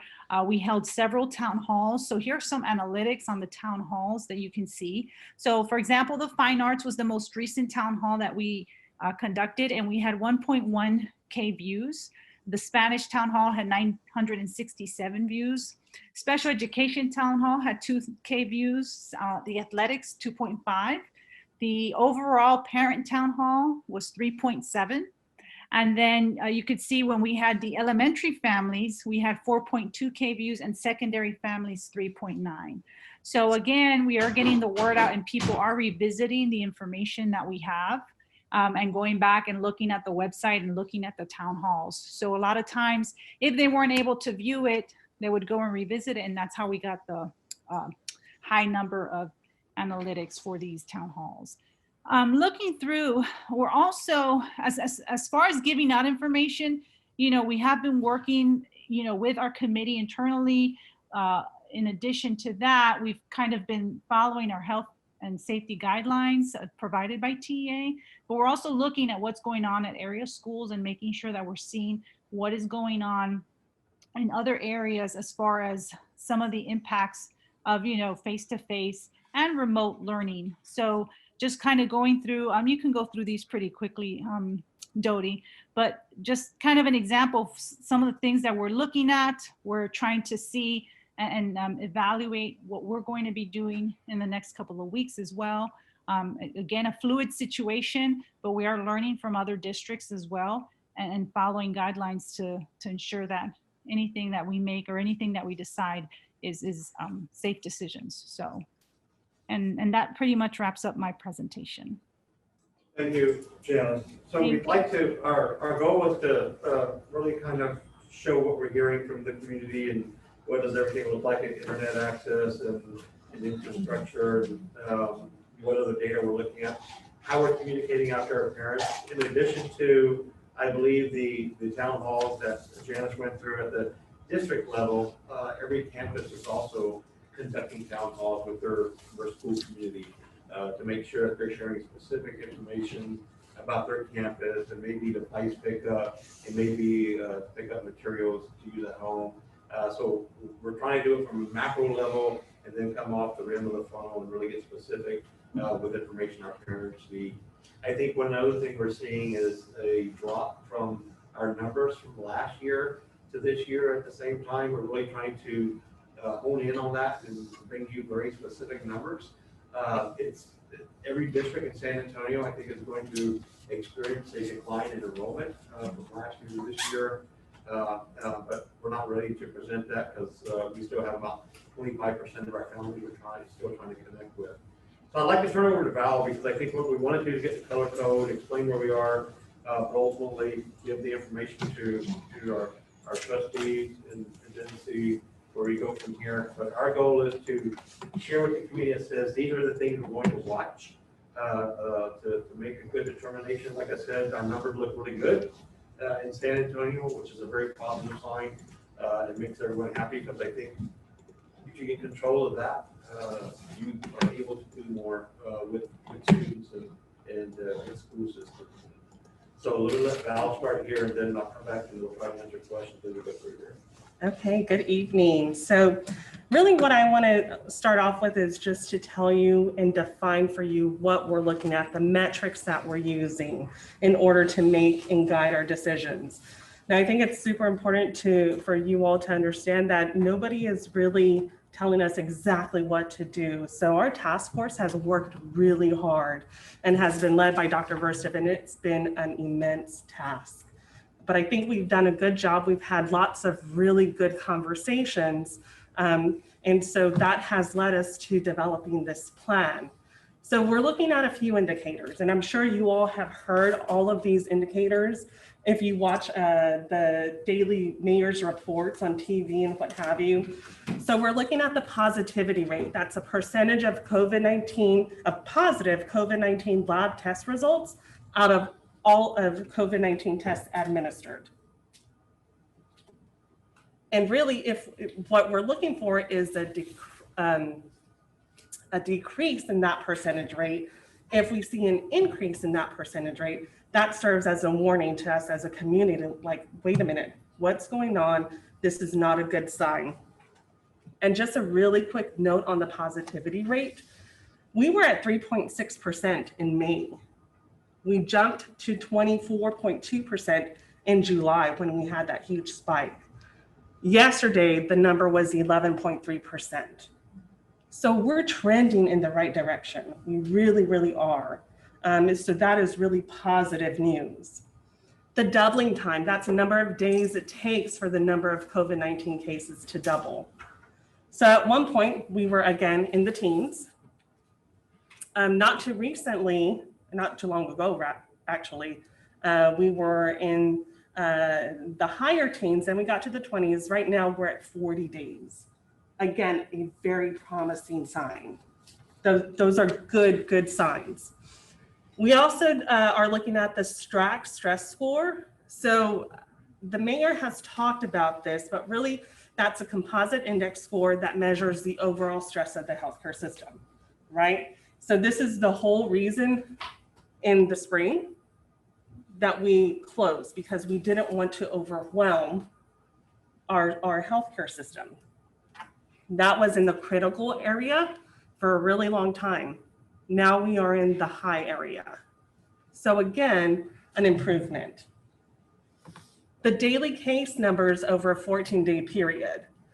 And that's pretty self-explanatory. There's actually metrics that go into this regression curve and all sorts of statistical models to make sure that we are on the right track. It's not simply looking at the number of cases per day. And that Metro Health does provide some information on that.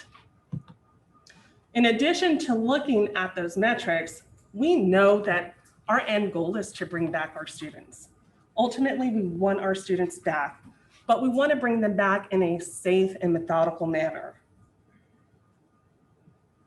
So when we look at which students we're going to prioritize in bringing back, it's those students whose defined accommodations can be met virtually. And we know that, and those are our priority. And then those with childcare issues, we know families have to work. We understand that. And so those will be prioritized as well.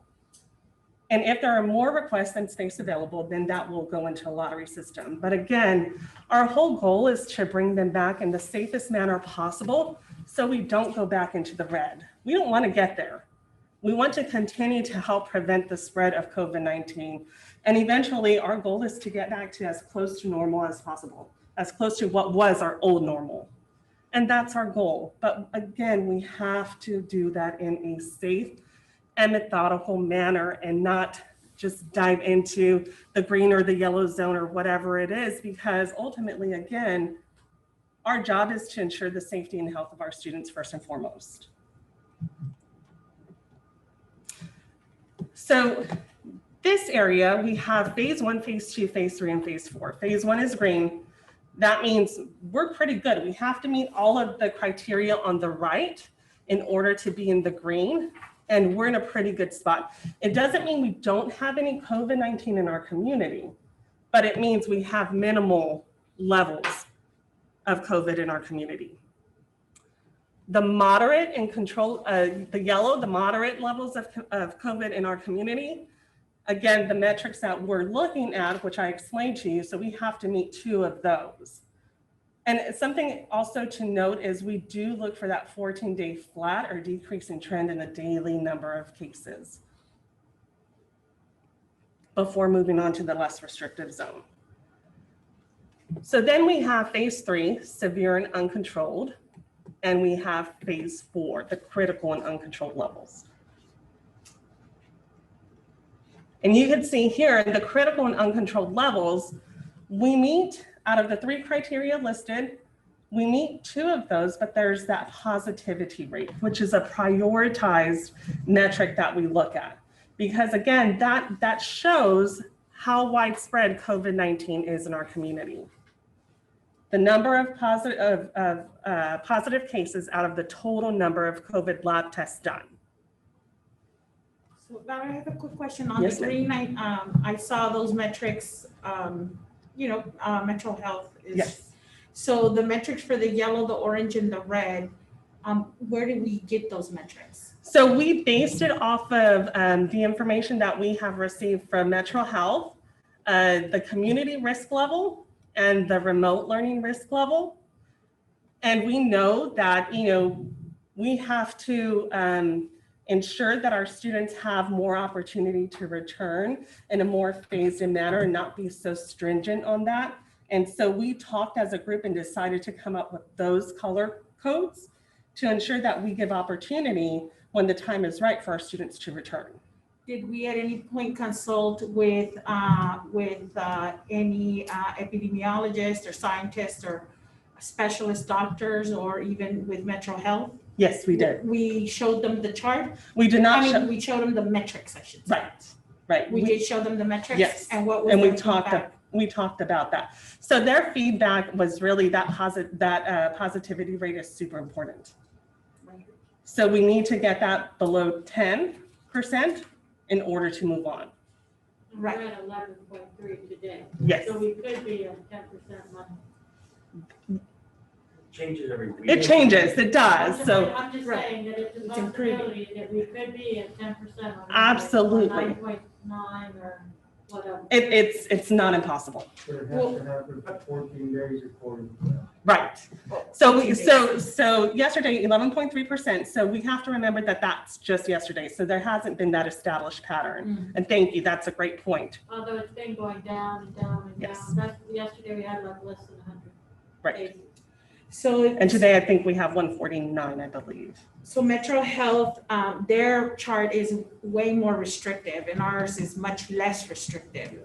But their feedback to us was that the metrics that we're using are acceptable or good for them. They are in agreement with the metrics that our system came up with. Yes. And we're actually going to talk about that right here. So I wanted to bring your attention. This is a school risk level bar that is on the Metro Health website. And so you can see they have 3 colors. It's low, moderate, or high. Before it was actually way over here. Yesterday, it moved down a little bit. So again, we're trending in the right direction. Now I wanted to bring your attention also, this is a community bar, right? So they have 5 different colors: critical, severe, steady, moderate, and safe. And they look at all 7 of these metrics. We are looking at the 2-week decline in cases. We are also looking at the doubling rate, and we're looking at the positivity rate. Those are the 3 things that Metro Health takes into consideration to determine the school risk level. We've also thought this was super important, the hospital stress, because that was a whole reason, a big reason in the spring as to why we closed, to not overwhelm our healthcare system. So the city downgraded us into the moderate. Moderate. Now, this is the community bar, right? I'm just saying, as a community, Right. we're down in the moderate. Right. Right. And we also have to remember that this is without students in schools. No, I'm just saying, if we're gonna go by the community, it is a moderate risk at this point. So we're balancing between the community and between the school risk level. The school risk is high? The school risk is still high. But why is it so high? What's when- different? When the studies show that the children, the risk of a child spreading the COVID-19 is very, very low according to the CDC. So why is our risk level so much higher when the kids, it's been studied since the COVID thing started? That's a great question. Recent research has actually shown that those 10 years and older can actually transmit the virus just like an adult. When was that? Because I've been reading the CDC website. Oh, recently, and I can get those articles to you. Absolutely. The other thing that we have to think about is the school risk level is still high because we're bringing in students to congregate under one roof. We haven't done that yet, right? And so when we bring students to congregate under one roof, that risk for transmission and COVID-19 illness goes up. It's an inherent risk that's going to happen when we do bring students together. So Lord, would now be the time to ask the question? Sure. So let's say we decided to open the doors August 24th. Okay. And then we're not going to force that 75% that doesn't want to come back there. Are we? No. So we open the doors for only that 45%. 25%. If we were ready. And that 75% we let continue on until we got to a certain point.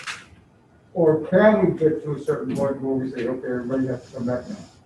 I don't. That's not knowing yet. Yeah, I don't think we have the answer for that, Mr. Vasquez. Ideally, the opportunity, we're looking for the opportunity to welcome all kids back into the building. I don't know at what point that may happen this year, or if that's something that happens next year. I know going through all of our TEA meetings and receiving guidance, it looks like parents have the opportunity to stay at home the whole year, and we have a structure to collect the state attendance as long as we're providing those families who choose face-to-face that opportunity at some point through the year that they all come. And right now, that opportunity, it depends on the board. We have an item after this. What we're trying to do is to phase in students. So on the 17th, a whole bunch of staff, adults came onto the campuses because it was the first day back yesterday. And so what we're trying to do is when we have a group of human beings, staff, because we care about staff as much as students, come onto a campus, is to give that thing some time to see exactly what happens. If we have to do some contact tracing, we're working with a smaller group, we can mitigate those kind of silos of contacts or exposure that may exist. But if we bring too many people back at one time and there's more exposure, you can't contact trace, then that's when the numbers start getting out of hand and you end up having to shut things down. So to Val's point, slow and methodical and giving this virus, we know it has an incubation period. So giving that group some time to see if something happens and we can trace before there's more contact and exposure going on is going to allow us in the long run to better serve more kids on site throughout the year longer, or possibly for the whole year if we do it right. So we're trying to start slow so that we can continue for the whole year long. The vaccine, we're hearing things about it coming out December, January.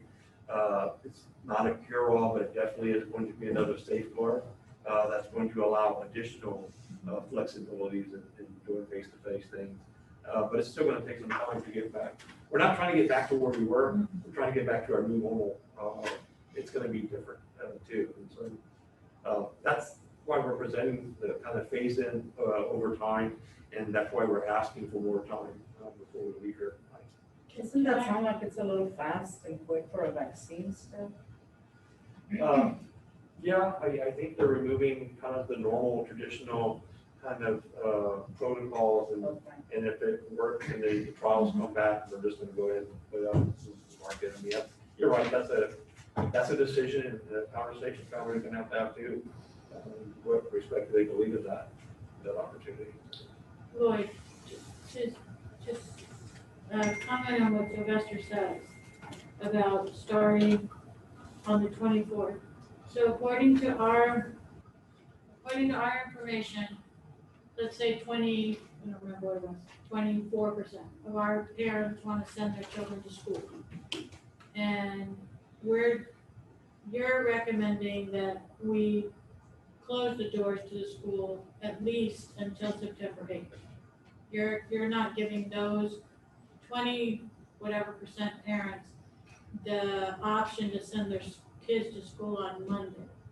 And then when we look at what we're requesting of our parents to do virtual learning, we're basically requesting our parents to not work for another 2 weeks so that they can stay home and teach or make sure their children are learning virtually.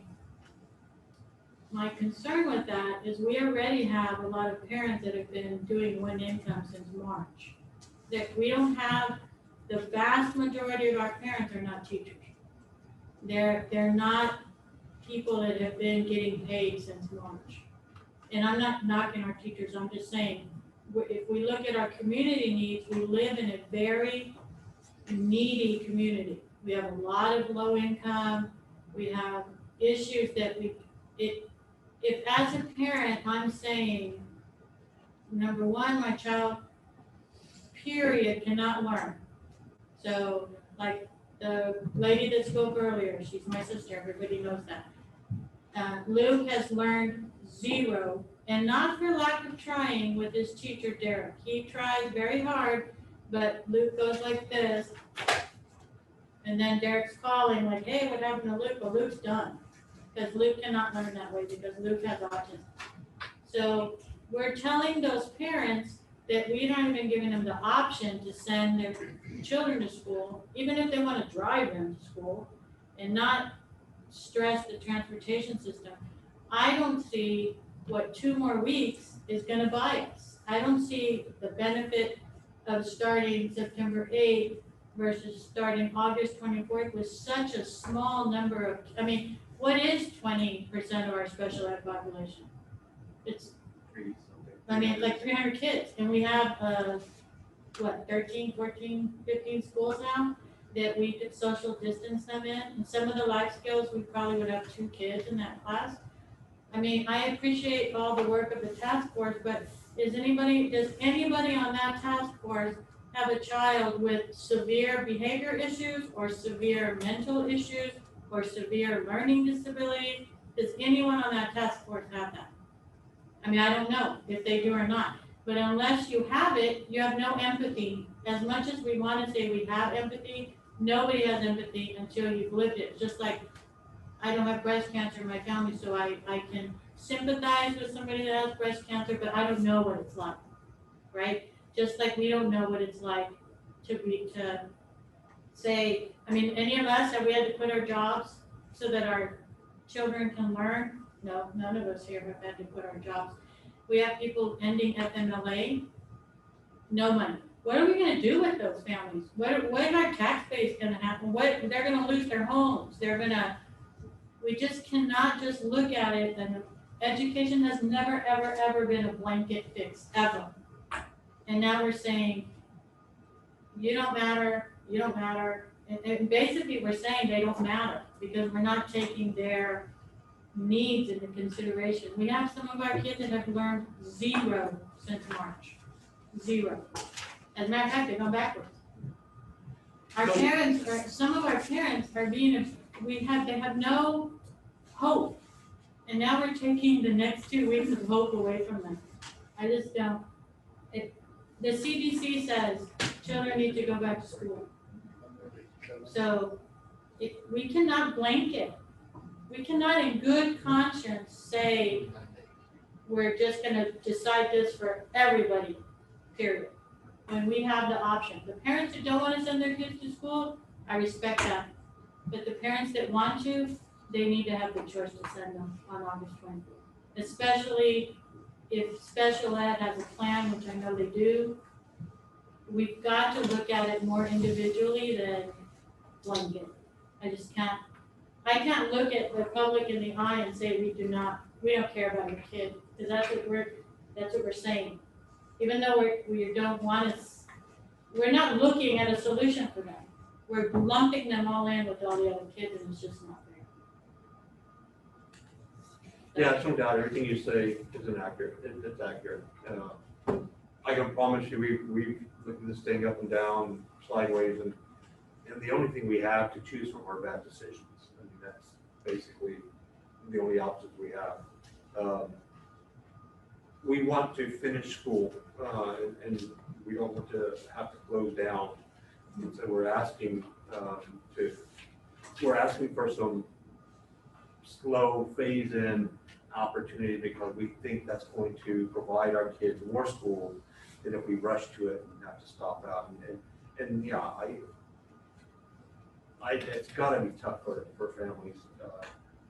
It's a challenging time for everyone. And I know we're not saying you'll count, but I think we're thinking in the realm of their health and something were to happen. And of course, people say, well, that's unlikely to happen, but it could happen. If it happened on our watch, if someone got contracted COVID and there was a really bad ill effect from it, I think that's where we're saying we can mitigate some of, another week of staying out more than we can try to bring someone back. So I'm not discounting what you're saying as inaccurate. I think you're absolutely accurate. But we're not saying 1 week, we're saying 2 more weeks, and we're really saying Well, maybe. We're saying maybe 2 more weeks, because we might tell them, never mind, we're not starting until. We would be the only school, and I know that doesn't matter, in Bear County, traditional ISD starting with kids. But what? We need to throw our parents a lifeline. They're dying. No doubt. Our parents are dying. 25% of them are dying to send their kids back to school. For whatever reason, they need to send it, they have to work. I mean, and on top of that, I did some research on child abuse. And they did a study in Washington that the reporting of child abuse is down 62%. Why? Because nobody's watching it. The teachers are not there, the counselors are not there. It went down 62%, but the percentage of severely injured children due to child abuse is skyrocketing. And we're just saying, in case they get COVID, and on the chance they're gonna get COVID, we're not gonna open. But we know for sure, children are going hungry, people are losing jobs, kids aren't learning. Those are known facts. The COVID is maybe. I mean, I can't get any more. It's just, we are not a blanket. We are not a blanket. Education is not a blanket, covers everything. As much as we'd like it to be, it's not. And we have parents that we are not following the IEPs because we're not teaching their kids. They're so behind. And I mean, I'm just telling you, parents are desperate. Parents are losing their jobs. They're losing their jobs and we are not losing ours. That's why I think if people were losing their jobs, they'd be a little bit less cautious. Because none of our teachers have lost their jobs. None. And I know 5 people that have lost their jobs because they cannot, and it's coming down the pipe. We haven't heard it yet, but it's coming down the pipe where employers are going to tell their employees, you cannot educate your child on work time. And then what do we do? Nobody's going to be there to watch the video. We've got to have a better solution than saying nobody's starting on the 24th. That's all I'm saying. Thank you. Did you get to go through all the colors? I did. Yes, and now it would be Mark going through the phases and what that means. So what we tried to do in this rubric, then we can talk about what direction you guys want to go, is to take the color code, this sheet like this in your packet that has the 4 different phases. As you've seen from the mental health, they have a 3-color phase, and basically we're not aligning with the blanket of Metro. They want to fight below 5% positivity rate, even to move into the yellow. And we think that we may not be health experts, but we're definitely in the school arena as experts, and we know what we can handle. So we don't feel that we have to wait until we get to below 5%. We think that we can handle up to 25% capacity moving into the orange, addressing and prioritizing the students who need to be here first and foremost, and not necessarily waiting all the way. We talked about it today with the numbers where they are in getting better every day. It's possible we don't have to wait until September 8th. And so we built in a flexibility in the RID that basically said that if the district, it's in the other section of the RID, if the district thought that the indicators were all moving in the right direction, that we could serve some of our most vulnerable students who have been absent from any form of education because of they just don't resonate with remote learning. And so we're trying to build some flexibility into a plan that we think is already more aggressive than most in Bear County, but leave kind of a path in the event the numbers do get better every day that we can do something earlier. So Mark's going to go through. What we try to do is indicate the phases, which is on the left, what that looks like, kind of big picture with the 4 color code. So let me have Mark kind of run through that, and then we'll come back and answer more questions. So as Valerie mentioned, and Dr. Versta mentioned, we did have several committees that were put together back when once graduation ended, we began planning for reentry. And we had several subcommittees, health and wellness, staff. We had the academic piece, continuity, and then under the operations, we had nutrition and transportation. And then we also discussed what is it going to look like for UIL competitions and how we're going to handle visitors once they come to campus, depending on the current COVID-19 circumstances. So covering wellness and safety, we have everybody that wants to come, everybody's going to be allowed to come. We've got the green light on that, standard cleaning protocol by our custodial staff, a recommendation of face coverings, not a requirement yet, and of course hand hygiene, signage to remind students about hand hygiene, temperature checks would be as needed if there's symptoms that show up. As we move into the moderate phase, phase 2, we established a deep cleaning protocol, similar to what we did during school closure with the use of the hydrostatic guns, not only for our facilities, but also for our transportations, our white fleet and our yellow fleet. Social distancing measures would be implemented, required face coverings for staff and students. Of course, we're going to continue the hand hygiene, limited congregations with smaller groups, temperature checks as needed. As we move up into phase 3 and 4, we continue with deep cleaning, social distancing, required face coverings. There is no congregation whatsoever at that time, really, really small groups for those that are requiring instruction. Currently, we are in kind of a phase 4 on the lower end of that spectrum. And our goal is to get to phase 3 where we start to look at bringing in our students that we can treat and that we can provide that education on a smaller scale. In terms of our staff, staff's reporting from the green all the way up until where we're currently at.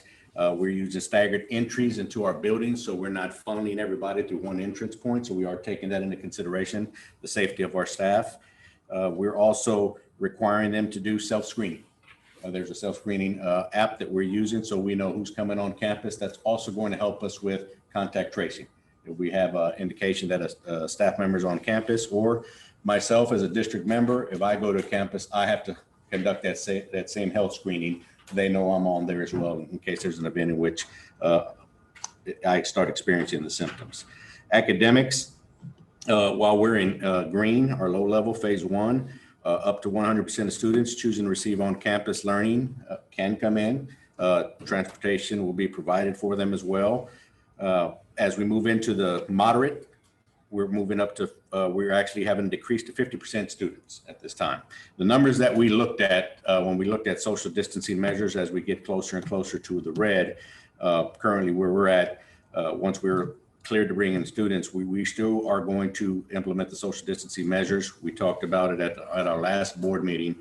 At the elementaries, probably have around 6 students in the smaller pre-K to 2.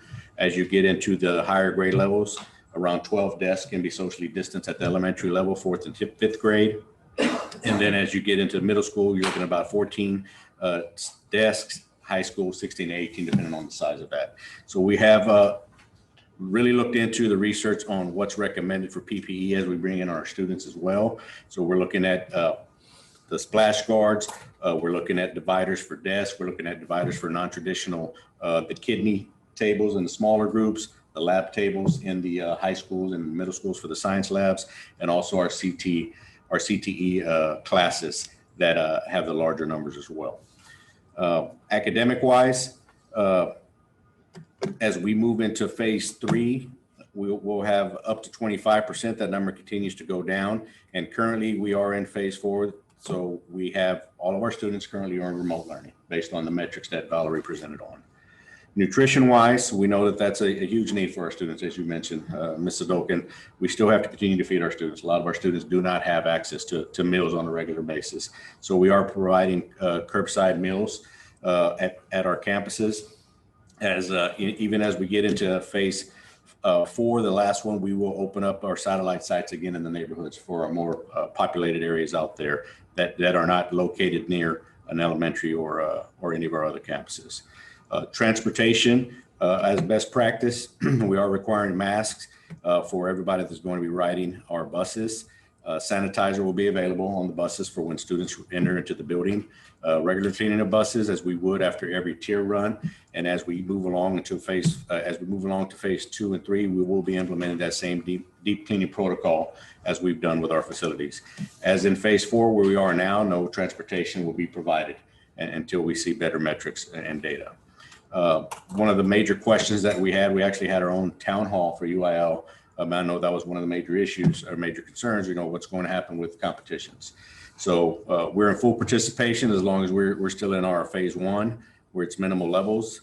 As we move into phase 2 and 3, we're in limited participation according to UIL guidelines. So the guidelines that have been established by Barometrical Health is really for youth sports. So our guidance, what we're really going off of for UIL competition is guidance put out by UIL. And that's the same for athletics as well as for our fine arts department. So as we get into our 4th phase, limited participation programs according to UIL guidelines. So we talked about, for example, football games. Only the teams that are competing, those participants that are competing are going to be traveling. We're not taking band, we're not taking cheerleaders, we're not taking spirit groups. So whenever we're clear to do that. In terms of visitors, and this is based on feedback that we've received from our principals, we really have to limit visitation of who's coming to our campus. So most of it right now, most of the visitation is done by appointment only, curbside service. We've discussed this with the different levels of the schools that we have, from elementary up to the secondary. And the recommendation is to continue that because, as you mentioned, one of our big assets are our staff. So we want to make sure that we're protecting them and we're following the guidelines from CDC and our local health authorities. What did you mean by drive-throughs? Like, what are they doing with them? Curbside, where there's signage on the door, please call our phone number, kind of like we're doing at a restaurant or They need to register or something? they can call the phone number that's listed there. Yes, ma'am. And then we could have somebody out there. So we're currently are going to be meeting with our front office staffs tomorrow to make sure that all of the front office personnel are aware of what those expectations are. And you're ensuring that all of them are wearing masks and protecting themselves? That is what we're going, we've already put that is now a requirement for everybody. But we want to make sure that everybody gets that same message, especially those that are working in the front office, because those are the more heavy populated trafficked areas. So we want to make sure that everybody understands that, from administration down to the clerks work in the front office, those people that are answering the phones and greeting people that are coming in the doors. Yes, ma'am. We're dealing with issues of folks not wearing appropriate PPE, and we're addressing those. And it's, there's an acclimation period, transition period. Folks who maybe think that they're wearing it appropriately or not. And so we've used the last few days, I know, to correct and receive information from parents. And we received information at town hall that it wasn't happening. So to answer your question, we do have the information out, but we are having to do some actions to make sure everyone's following the appropriate PPE protocol that we have. Safety. Mark, I have a question concerning when everyone plans to return.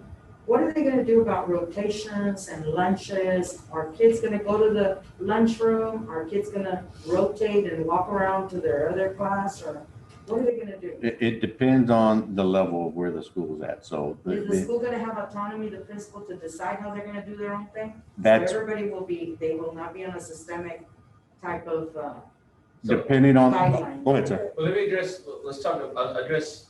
breakfast first, because I mean, it's all different types. So breakfast, what we're planning on doing for breakfast when we get to face-to-face, and depending on the thresholds and where we are in the phases, but we are going to have grab-and-go breakfasts that kids will, when they get off the bus, because we're taking temperature checks, would grab their breakfast and go to the classroom. That's the majority of principals want that. Lunch will be determined on, we measured every lunchroom, and because you have to deal with teachers getting their 30-minute lunch, duty-free lunch. We've measured every lunchroom across the district to see how many students we could fit in socially distanced, so that we can still go to the cafeteria and different tiered lunches. Based on the numbers and what those look like, I think we could pull it off having lunch in the lunchroom, but social distance with less kids with more tiered lunches. And so I think the planning at elementary is going to be similar, middle schools will be similar, and the high schools is. And I know we talked about kids transitioning. I know most of the schools have done like cohorts, teams, where the teachers actually going into classrooms and they only leave and transition when they're going to an elective class. So that we're doing that so we can contract trace. So we have these kids not going when mixing with all the kids in the school once we have face-to-face. And that's elementary and middle school. It's a little harder in high school. That's something the high school is trying to tackle. But I know middle school and the elementaries, there's not gonna be a lot of transition. So that's like the rotations you're talking about. Correct. When they do specials or Correct. whatever. And so it's more bringing the other teachers into that class and not having the kids leave and go intermingle in the hallways. And is that gonna happen at all of the campuses So or? for elementary, middle school, we ask for them to keep the expert teaching the content. And so the elementary would have the adult walking into that home room. And so that's keeping the expert teaching the content, but with no transitions for elementary, middle school. For the high school, we do have where 50% of the population will be present on certain days. So for the high school we have, but it's not, it's blended learning, where we're gonna have half of them coming Mondays and Wednesdays and the other half on Tuesdays and Thursdays. I have some concerns I'd like to express. And while honoring, Ida's statement and absolutely empathizing with our families, because everybody has a situation, for some it's, multiple generational in the house and people that are at risk or high risk. But I'd like to, my big concern is that, our demographics alone place our students at higher risk, just because of the nature of our community, our eco-dis population, and our percentage of Hispanic children. And, I've read some statistics that, these children are more likely, 6% more likely to test positive and 8% more likely to get hospitalized. So that's a concern. I do favor the steady and slow plan. I would rather that we are very ready and very prepared. And I know that that the adults in the system have to come in and they have to learn skills, like all of us, right? We've all struggled to put our mask on, to keep our mask on, to not take it off, here and there when it's not appropriate. These are all skill sets that take time to master. And I do feel that it's important for the adults in the system to have that down before they start modeling for the students. I think that's very important. Another concern is that, so this color code just came out. So we just saw it, the board got it over the weekend. And there's been so many questions about how our system is going to phase in the kids. Many parents and many staff are asking the same questions, how are we gonna do this? What is it gonna entail? And of course, we as school board members didn't have the answers. So now we have this document, which I think I appreciate all the effort, the time, the energy, and the expertise that has gone into it. I think it's a valuable piece of work that has been submitted. But I'm concerned that we really haven't had the opportunity as a community to look at it, understand it, study it, and be able to make decisions off it as parents, right? Some parents have more concerns than others in certain areas. And I'm also concerned by the fact that we have not given the community an opportunity to A, look at it, and B, to maybe have some public discourse and give our district feedback as a community, right? I know we've been doing surveys and we're getting great information. I think that you guys are getting all the correct information that you need to make decisions. And this is the product of all those surveys. However, I feel that it's important that we put this out there for even just a few days, 2, 3, 4 days. And I'll put it in a forum where the community can give us feedback, whether it's through email or through, another survey or anything like that. Because I do know that this document is very different from what Metro Health has been giving us. Metro Health is much more restrictive. And, some parents do, feel that the Metro Health recommendations, they trust them. So I just want to make sure that our parents understand that ours is not, it's not as restrictive, it is less restrictive. And that is, the reasoning behind that, why are we doing this? I think that's important that they know that as well. I think also at the same time, we could very much as a system make some very individual, isolated, or I don't want to say isolated, I'm going to say individual decisions for very specific students that are in extreme need. I think we can separate the two things. I think we can, we can probably do this for our general population. Let's, put the information out there. Let's let the parents give us some feedback. It'll give us an idea if we're okay doing this, or if we need to be a little stricter, or even, whatever feedback we get, we should absorb. But I think that we could separate out a very tiny population of students and maybe have like a separate game plan for those students. And I think it would be just, the highest need children or students. And I want to remind a few of us out here that I think it's been maybe about 10 years that we had one of our students, a beloved student, that got coronavirus. And obviously it's not the same, this is COVID-19, that was coronavirus. But we lost her. And it was a devastating blow to this community. It was an absolutely devastating blow to this community in general. And my hope is that we can avoid that like 100%. And I know that that's a lot to ask, but I think that this system can handle that. I think we can do this. We just, have to, do what we're doing, focus, and I do again feel that that if we, do this the steady pace thing, we can see it through to the end of the school year. So I just wanted to bring that memory back for just a second. And again, I feel that as a system, we could probably split some hairs here and do some general population strategizing and some strategizing for a very tiny portion of our population. I think that one of the things that's critical and for us to understand is this is the first week we've had our teachers here. So in order for us to train and have them be a part of the planning, we really need that time to plan with them.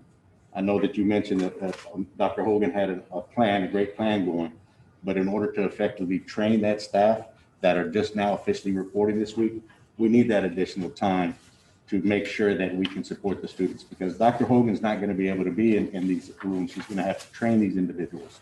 Well, that being said, we could have brought them back last week. Right. I mean, if we knew we were going to be in this kind of situation where we were only going to have a week to prepare for school, then in June, we should have put a note out to our teachers and said, we need y'all to come back a week early. We're going to pay you to come back a week early so we can be ready for August 24th. Because at this point, it's too late.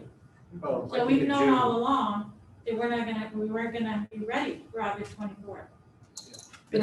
I mean, that because it's my understanding, we were talking about bringing in a small population on August 24th, but now, I mean, it makes sense. We've only had a week to be ready, but why in the heck didn't we ask them to come back last week?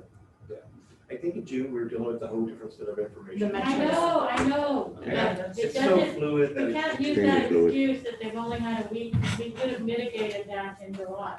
We do have some frontline, staff but that has been discussed with, shared with, and they are familiar with the plans that we have.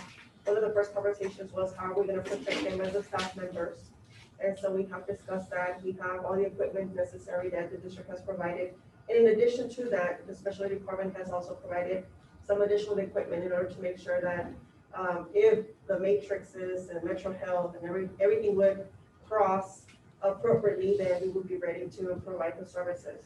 So I think right now it's just with the information that has been provided that I know with a discussion with special ed, you know, we are also concerned, first of all, with our staff, ensuring that they're ready and prepared, and at the same time, just moving forward, treading slowly. And so initially we were considering possibly 100 students, but now we're asking for, what we were to do is very minimal, a very minimal amount. What are we gonna do with parents that come bring their kids on August 24th and say, I can't teach them? You teach them. It's only 26%. Well, what are we gonna do? So that's gonna happen on Monday. Parents are gonna bring their kids to their campus and say, we can't educate them. Your job is to educate them. What are we gonna do? I think there's a lot of hypotheticals. We're definitely not gonna leave a kid outside if someone drops them off and they leave. I think there's another part of this that we're being asked to be part of the greater good and not be part of the spreading the COVID. I think what we're looking for, if we really embrace what you're saying, we want kids at school. It's not that we don't want them in. It's not, believe me, it's a lot harder not having them in school. It's easier when they're in school. But I think what we're trying to say is, we don't know, when you bring in a group of people, who may have came in that's asymptomatic and just doesn't know it. Exactly, we don't know. There's no way we can know. But when we take time and we know someone was asymptomatic, most likely during that 2-week window, there probably was a spread of some sort. You can contact, trace it back, or people are getting tested. And then the next group that comes in, it makes a safer environment for that group. So we're not looking to keep people out for a long time. But we know that we brought in a whole big group of people yesterday. And if we can at least have 10 days to see that it's safe for another group, the identify our students who are vulnerable, because people like Dr. Wu will say, well, you definitely want to bring in your most vulnerable students at this time, because that's even more unsafe for those students. So, I mean, I know there's points about this all over. There's no good decision. It's about what works best. And I think in our conversation and the people who are working on this, it's about just give us some time between groups so we can make sure that we create a safe next group opportunity. Because if we do it too quick, we've seen what happens. We've seen what happened in June when we do it too quick. And so it's not that I hear the concerns. It's just we're not going to get a do-over if we have a breakout. I mean, we're basically going to end up shutting the district down for a long period of time. We don't start off right. That's what scares, I think, us about being slow and methodical to start it. And we didn't have a really a good asynchronous plan from TEA probably until 2-3 weeks ago to put the finishing touches on what our instructional plan looked like. So yeah, there's a lot of last minute decisions, and what we're talking about today may change tomorrow. What we see right now that we can count on is the numbers and the metrics are getting good. They're getting the right direction. We think it's going to help us have a sustained period of on campus as opposed to a big peak and drop out. How are we allowing football players to practice? They get all sweaty and tackle each other. And we're saying that's okay. But we're saying a 12-year-old kid with autism is too dangerous to bring back to school. Yeah. So how is that? Well, I think we're not saying it's okay, first of all. We know that the academic need takes priority over extracurricular. But are we practicing football right now? No. Well, I know other schools are practicing football. I don't think anybody in Bear County is practicing. They started it. Outside, the same schools you're talking about outside, yes, they're practicing, but we haven't had any kids that even had strength and conditioning since we shut it down, because we had probably. I should have done twice. Well, I don't know about that. I'd like to point out that 2 or 3 weeks ago, it was so bad that if you'd asked any of us, they'd say, no, go back to school. Mhm. It was only in the last week Mhm. that it has declined enough to where we can think about it. I want to say that I've never seen a more complex problem than this, and one that has no obvious solution, and one in which whichever way you go is probably going to be wrong because it changes so quickly. I want to compliment y'all that y'all have thought of these things. You're bringing up things today that I never even thought of that we'd have to think about. So I just want to say this, it's no consolation. But in something like this, somebody has to lead. And you guys are the ones that have to lead. And I'm going to support you. I may not agree with everything you say, but I'm going to have to support you because there's no alternative to this. But clearly, it breaks your heart to hear the stories that you're bringing. That's not a good. I think it's If you want to not say, if we want to be a leader, then let's lead and keep some of our kids that want to come back to school. I just don't see, we're putting more weight on the 75% of the parents than we are on the 25. It's not a good, it's not, and football players are practicing because they have a loophole. I don't know if Southwest didn't catch the memo, but there's a loophole. So kids are practicing football. I think the 4A and below. No. After school hours, the loophole is after There's only school one I know hours. of. You cannot practice during school hours. I'm just saying, I cannot support starting September 8th. Not for everybody. I can support, if we can get our, and we're saying at risk, it's not physically at risk. I'm not saying bring in our kids that have cancer. I'm saying bring in our kids that are healthy enough that need to learn. I'm not being stupid and saying bring every person back. I need a motion on the colors. On the what? What we're That's not- talking no. about. Purple color Are code. we on item B? I thought we were on item A. You're on item On the color code. I so moved. I second Had a motion and a second. All those in favor say aye. All right. it. Opposed? No. Liz, Okay, we don't approve the color code. No, that No, is no. 3 to 4. It's 3 to 3. It's 3 to 3. Oh, you have to vote. You have to vote. Oh, I approve the color code. I have no problem with the color code. Then we go back to B, starting school. Now we talk about it. I so moved. What is the motion? The motion is to approve the superintendent's So what we're asking, recommendation on Yes. the opening. what we're asking in item B, is the commissioner has given every district in the state of Texas their first 4 weeks to decide if you're gonna stay remote or offer face-to-face. The second set of 4 weeks requires board approval in the TA application. What we're asking is to approve the second set of 4 weeks tonight as part of our methodical plan to bring in small groups of people every 2 weeks. And it may run over, but if the numbers keep getting like they are, we can bring in all 26% on Labor Day. I mean, we'll make that decision and say, I don't think it's gonna be there. But it provides us an opportunity to bring in groups, give us some time to see if we're okay, then bring in another group. And we feel it has a potential to go into the second set of 4 weeks. So we just want to ask for approval. Doesn't mean that's what we're going to do. It means that we have that as an opportunity. Of course, we reach out to the board. So we're asking the board to approve the second set of 4 weeks, up to 8 weeks after the first day of school, to allow us to have that flexibility to build up. Yes. So this last vote that we took just a second ago, does Yep. that mean it's approved that we're not starting on July 24th? No. So when are we voting on that? That's what we're. Because that's our voting on. vote. Start 4 weeks later now? It's our decision, it's this board's decision whether we start face-to-face on August 24th. When are we voting on that? That's what I thought. Yeah, we that's were what the voting color on code now. was.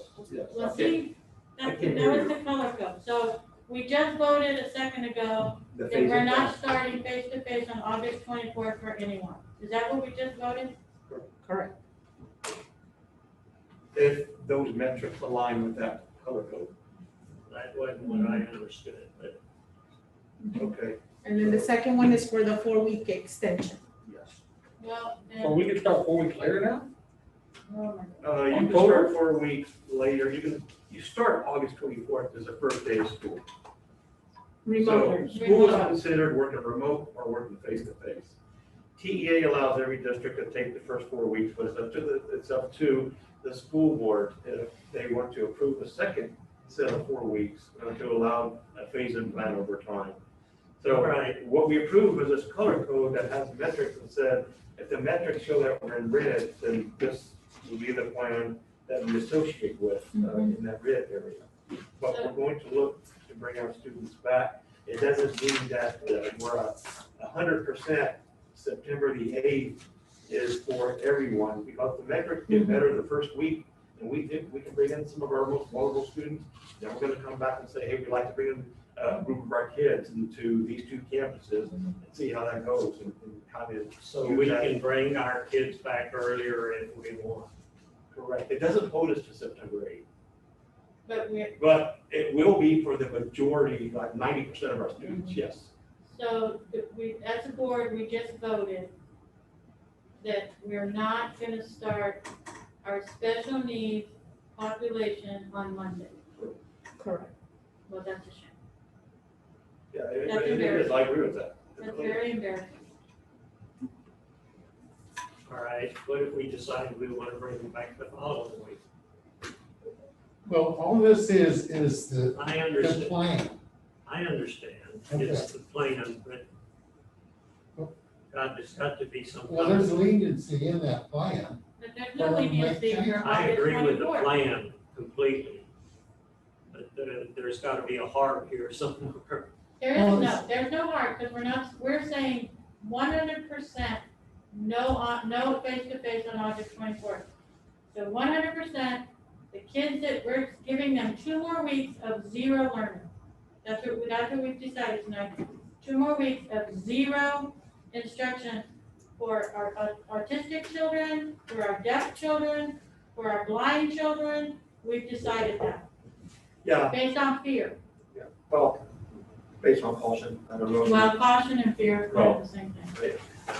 I gotta live the rest of my life, no matter if a child with Tom's walking, and I take that very seriously. I'm not saying, well, what you're talking about is not serious either. Okay. Well, I agree with the plan completely, but what if y'all get organized and are ready and want to bring more kids back a week early? Yeah.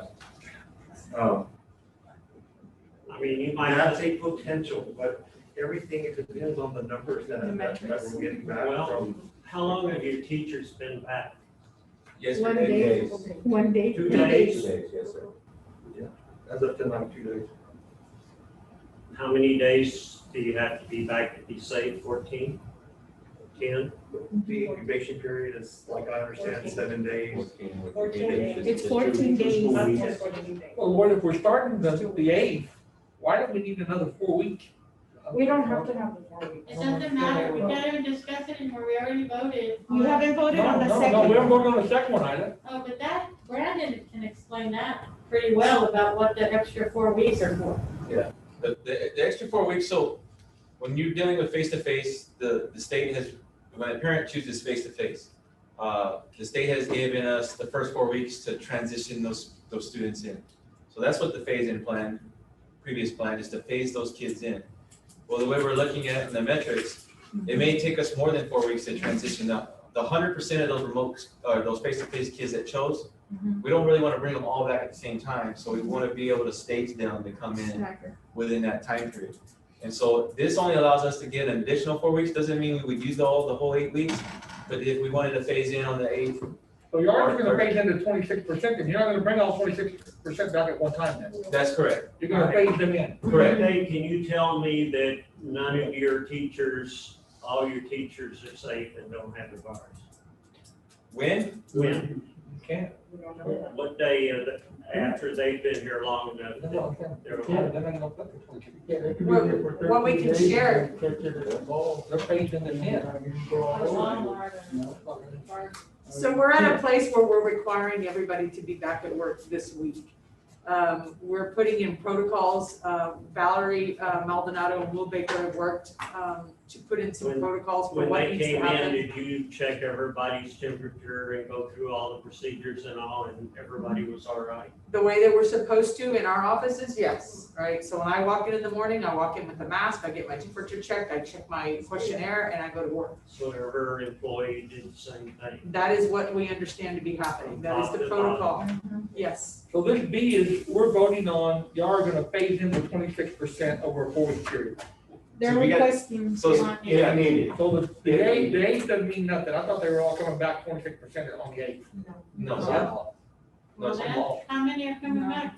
Two, Well- we're asking for 4. Well, It's so we're different gonna by have 2 kids in campus. class? I mean, that's ridiculous. So, You're gonna go, let's go. so we have some campuses with as little as about 18, 19, 20% that want to come back. We have some campuses as high as 34 to 35% of their families want their kids to come Can't back. you combine them? That's on the 8th, you're saying?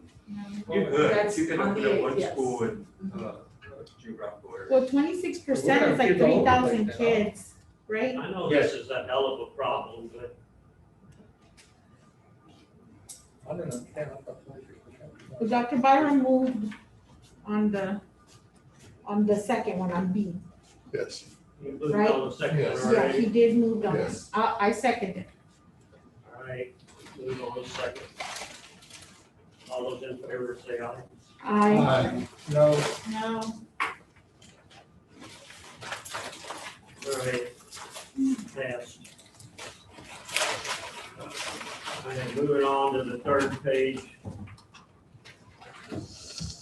Capacity for advanced equity in Southwest. You got 5 minutes to do whatever you want. So are we covering C? Yes, we are. Okay, okay, thank you. We are coming to you tonight for support in helping us move the equity work in our district. We have partnered and received a proposal from the New York City Leadership Academy. It's a nationally recognized nonprofit organization with a clear mission, and that mission being to build the capacity of leaders, education leaders at every level of our system, to confront inequities and create conditions that are necessary for all students to learn. In that, we are committed to eliminating the inequities that students experience based on race and other factors through the development of school and district-based leaders with the will and skill to build culturally responsive, equitable learning environments that serve all students. So we have received a proposal from NYCLA. We have already somewhat begun this work a couple months ago for the amount of $122,000 and $122,850 to provide equity leadership small group coaching through the year for up to 45 leaders, and also to provide a professional learning series for school and district leaders that assumes a 4-day training with 4 facilitators at a maximum of 75 participants. We are asking for you to approve the proposal for building leadership capacity to advance equity at Southwest ISD through collaboration with the New York City Leadership Academy. In motion. I move. Second. Thank you. Made and seconded. All those in favor say aye. Aye. Motion carried. All right, moving on business and financing, I need a motion on certifying appraisal roll. I move we certify the appraisal roll. Second. Motion's been made and seconded. All those in favor say aye. Aye. I need a date on hearing the discussion on the budget. Yes, sir. Next week on the 25th, we will have a public hearing to discuss the 2020-2021 budget and tax rate. So tonight is just the approval to hold that meeting. Need a motion. I move. I second. Motion's been made and seconded for August 25th. At for the 5:30, Brandon? Yes, sir. And then the board meeting will be right after. Yes, sir. And that's the next one. So the next one would be, this next one would include, next week as well, the 25th at 6 PM to hold the board meeting to adopt the budget, the final Say that budget. again, sorry, sir. That's the next motion. You gotta The sit next down, remember one more. The next motion is for next week, right after the public hearing, to have a board meeting to adopt. So moved. Second. Oh, no, we need to vote on the one that's on the Let's floor. settle down a little. I need a motion on the first one. So we did that. Yolanda? I didn't hear her. You with the motion, second. Oh, okay. So we need to vote. Let's settle down a little. I need a motion on the first one on having the budget and the tax rate for I the move. 25th. I have a motion. Yes. Do I have a second? The motion's been made and seconded. All those in favor say aye. Aye. Opposed, no. Motion carried. All right, item C, the budget amendments. We'll have those when? That'll be next week too, at 6 PM. Right after the public hearing, we'll have the budget amendments for the final for this year and then adopt the budget after the public hearing. I move. I second. Motion's been made and seconded. All those in favor say aye. Aye. Motion carried. All right, moving on to item D. Yes, sir. I'm asking the board to consider the resolution to adopt our investment policy and our investment strategy and our broker dealer list. There's no changes from this previous year. Our policy is to make sure that we, invest in safe and make sure that we have liquidity on hand so that we can make our payments. The broker list is available. It's in the document. It's the same. There's a few changes that were added, but this is for investment. But I have no changes from our previous. Second. Motion's been made and seconded. All those in favor say aye. Aye. Opposed? Motion carried. All right, I need a motion on the dust mops. I move. Second. Motion's been made and seconded. All those in favor say aye. Aye. Motion carried. Need a motion on the elevator I move. maintenance. Second. Motion's been made and seconded. All those in favor say aye. Aye. Motion carried. I need a motion on the fertilizer on the weeds. I move. Second. Motion's been made and seconded. All those in favor say aye. Aye. I need a motion on the maintenance on the air conditioners. I move. Second. Motion's been made and seconded. All those in favor say aye. Aye. All right. This one I do want to share with you an RFP for all our things that we need to purchase for COVID. We got about 10 vendors in our RFP. On this one, I'm asking the board to go to fund balance for $1 million. And so it's in there. And this is to provide dividers, sneeze guards, sanitation barriers throughout the building, and a couple other items that we need to be ready for when the kids come in. And when PEA says they're supplying schools, are they doing it funding wise? No, did we receive that? So we received gloves, thermometers, a lot of face masks, and face shields. So we've already received those and received those in actual items. So we received those and Mark and his team have already sent them out to all the campuses. So we have mostly masks and thermometers and those types of items, some hand sanitizer for the school. So they provided that. We have that piece. This is to do. Is it for staff or? It's for everybody. So For they staff now, since they I reported move. this week. I move to. Second. Motion's been made and seconded. All those in favor say aye. Aye. Made me swallow my water. All right, I need a motion on the security system. Need a second. I second. Motion's been made and seconded. All those in favor say aye. Aye. Opposed? Motion carried. Curriculum and instruction A. This is our asynchronous instruction plan, which is going to be the official plan that the district adopts. And I'll turn over to Delila Garcia. Thank you, Dr. Versta. So just about 3 weeks ago, the TA commissioner went ahead and shared the last piece of information we needed, which was a learning management system that we are going to move forward to purchase and also approve for our students. In the past, we've been using Google Classroom, and so we just needed that specific component in order for us to move forward with the completion of this plan. There is a rubric that we need to use in order for us to score this application. So now we're going to present to you the application with the various components that the state would like for us to show to the board in order for it to be approved, and then we're going to turn around and send it to the state for them to approve it. So I'm going to have the executive directors that are going to be presenting tonight the plan for you. Yes, ma'am. Questions? Yeah. You gotta watch it. We gotta watch the You video. gotta watch it. No? We're zooming it? Hey, it's always good to have a Zoom. We're waiting for the presentation to load up.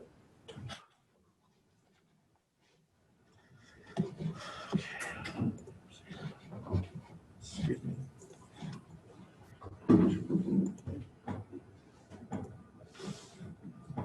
Try it now.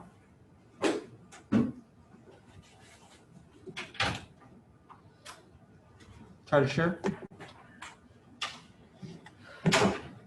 Can you hear us? Yes, we can hear you. I believe Ms. Aragon is going to be sharing her screen. Yeah, please try.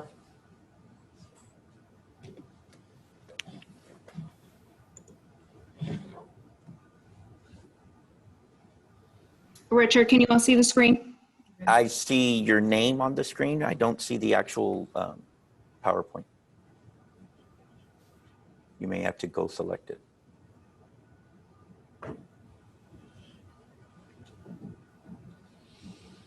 There it is. There you go. Have we had anybody on the, Yolanda, have you been on the curriculum? Have they met? No, we haven't met. So you don't know? You can't just tell us yes? I'm sorry. All right, I will be leading off the presentation on the instructional schedule for the asynchronous plan. This provides for a full day of instruction in the foundation and the enrichment curriculum. This will meet or exceed the minimum number of asynchronous instructional minutes for as dictated by TEA. So for our pre-K students through 5th grade, that would include 180 instructional minutes minimum. And for our 6th graders through 12th grade, that would be 240 instructional minutes minimum per day. Our scheduled times, there will be scheduled times throughout the day for students to interact with their teachers. And this allows teachers to interact with students through various electronic means and allows for the flexibility to provide students with additional special needs time, interventions, and enrichment as well. Question real quick. So are you saying that we're gonna have our kids in front of a screen for like over 6 hours? So that not all of the students will be on the screen at the same time. There will be some small group instruction. So we do have minutes those minutes are required by the state, the ones that we have demonstrated earlier. But we have created some breaks, some brain breaks, that we've also included in the master schedules for the elementaries. Some time for them to use in small group, where the remainder of the students are not going to be part of that small group. It's Okay. So some kids are gonna be in front of the screen all day. no. So there's going to be just groups that are going to be identified for portions of the week, where there might be some additional time that we would need in order for us to continue to close that COVID slide. So how many hours a day are they gonna be in front of the screen? Currently, we have the amount of minutes is 180 minutes that the state is requiring for us to complete on a daily basis. So 3 hours. 3 hours. Yes. It has to be, that's included in their independent work. So we have to be able to prove they're getting work that would take them 3 hours. Part of that may be in a synchronous model, and then they go do their activity and the teacher may chime in and give them one-on-one in a small group. But it has to be equivalent to 3 hours of daily work. And for 6th grade up, it has to be equivalent to 4 hours of daily work. So it's like if it's an assignment and the assignment should take 15 minutes, that counts. They do the assignment outside the class, Yeah. outside their. Yes, right. But it gets assigned a number of minutes, so it's counted once they complete and turn it in. So now we pretty much negated all the studies that say screen time is not good. I mean, have we not taken into consideration what the experts tell us about screen time? Well, it's important to note, Ms. Adolkin, that instructional minutes don't necessarily mean screen time. So And those hours for the younger grades are 3 hours and 4 hours for the older grades. But that doesn't mean that means that they're glued to the screen for that amount of time necessarily. It includes all types of different instruction.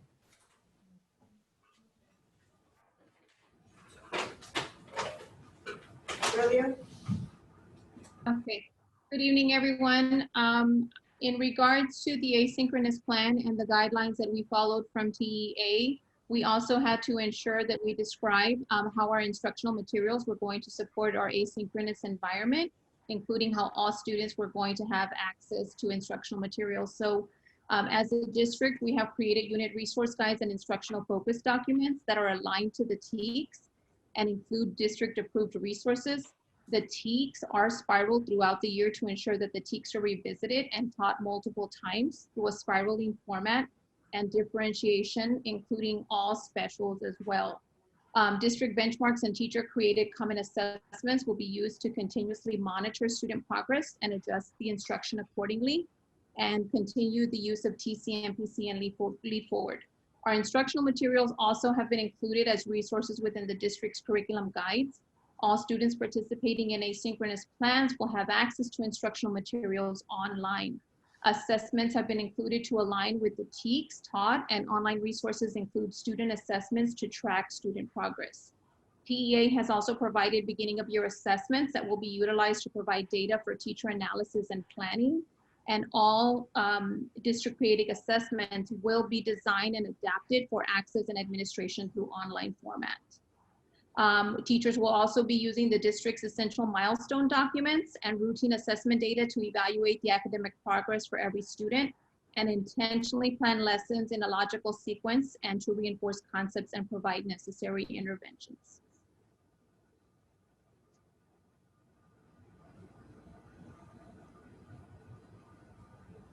All right. So one of the things that our plan has to cover is how we are going to be tracking that students are showing progress daily. TA does require that students have daily interactions and show daily progress. So there are 3 ways that we can show progress.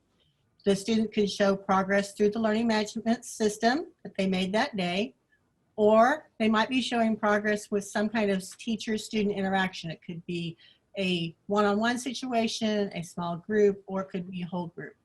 Or it could just be turning in some kind of an exit ticket or an assignment for that day.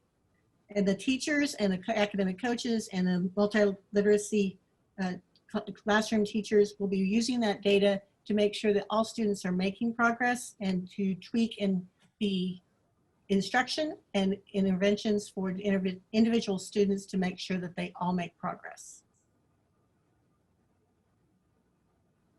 Okay. The last part of the asynchronous plan deals with the implementation. How are we going to support our teachers and also our learners during this time? So we looked at the calendar to look at the professional development days that are allocated to the district. So looking at those 7 district days. And as we just witnessed this past couple of days, and we will continue this week, is looking at the professional development led by the CNI team on the unit resource guides and also those milestones to really help with the COVID slide. In addition, we are also training the administrators so they know what to look for when they are, doing their classroom visits. In addition, there also will be professional development along the student progress monitoring, looking at their data to see what are the gaps, and also targeting those areas. In addition, implementation also deals with the communication, how our staff is going to communicate with our families in the district. We want to continue that strong partnership with the community. So looking at the learning management system and also phone calls, emails, the traditional ways we contact parents. So this is the areas dealing with implementation. Do we have any questions for any of the different parts of the asynchronous plan? So when it's board approved, then the application will go to TEA. That's the difference between last year's remote and this year's remote is it requires board approval of a TEA application to make sure we're all the practices. Does this work in conjunction with Google Classroom or does it replace Google Classroom? No, so it will be Google Classroom. Oh, okay. We will continue using Google Classroom. Good. To track the learning management system. Now we have Google Classroom and there is the state adopted a new learning management system that is called Schoology. Right. And so those two live within the same. Together. Yes, together. Okay.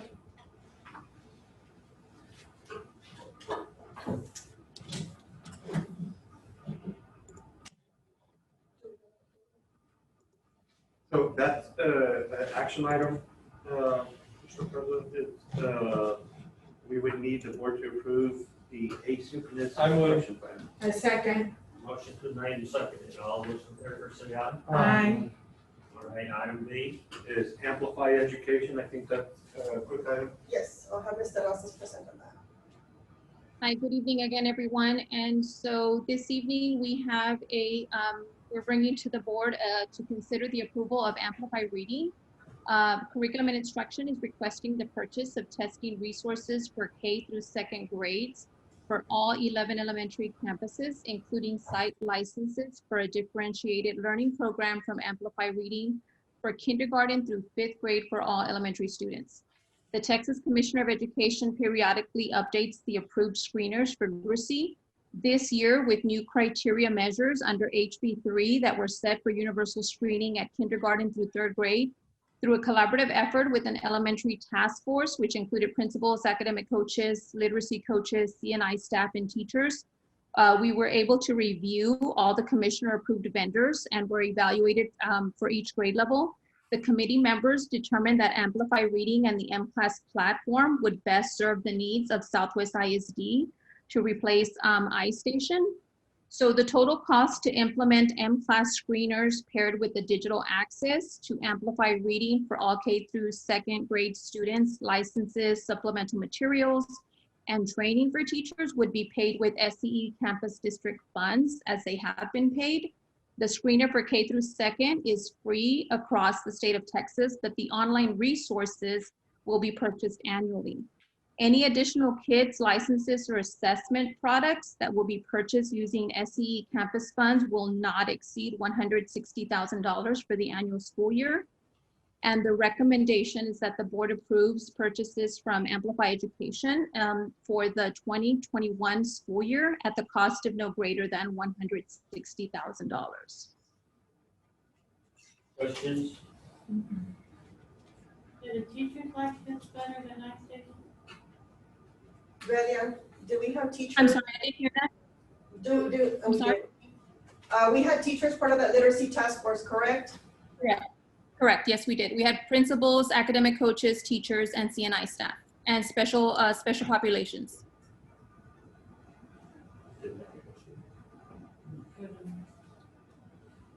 All right. Need a motion? I move. A second.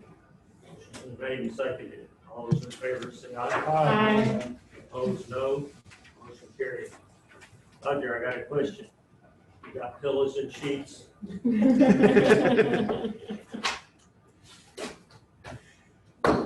Lloyd, two more things. Yes, sir, I'd like to invite trustees, that's a challenging time, but we're still going through our convocation. It's going to be a virtual convocation. It is tomorrow at 8:30, probably would last about an hour to an hour and a half. We will have kind of I think about a 15-20 minute drum cafe kind of event. We're still trying to inspire our teachers. And I also want our board to know that we know it's a challenging times, and I have a lot of friends who are colleagues at different districts. We talk a lot. Everyone's feeling these challenges and these struggles, and we know that this time has a propensity to challenge long-standing relationships, and we get that because there's passion and on both sides, the need to continue education and help our most vulnerable and the need to keep people safe from the unknown because we've just never been here before. So I want to thank you for your service and everything you guys do. I will commit to the board that we are going to have our first day of school on the 24th, and we're going to look to bring in our kids ASAP. We're not in this to keep them out for the long run. All of those who want to stay out and work remotely all year will have that opportunity as well. And we will serve them in a really vibrant and challenging remote learning platform. I don't think to tell all of you this. I've been here longer than all of you. And this is the most trying board meeting I've been at. I've cussed, I've kicked, I've thrown things at board meetings, but this has been trying more than any of them. And, we've had some very good ones in the past, especially when I first got on here. But as most of you know, this was one we had to come together when we walk out of here if we're gonna make this work. And there was a guy in here earlier that is gonna divide us if he can. That's the man that sells ice creams. You met him down the road. Mr. Fay, your dad, is he still selling those ice creams down the road? Yes. You know, that one he gave me the other day, it surely was good, the chocolate cream. Did you try that? Sure, I have had that, yes. Lloyd, you got anything else? That's it, sir. It's a long night. No, I'm going to thank everyone in the staff for the presentation and bringing information.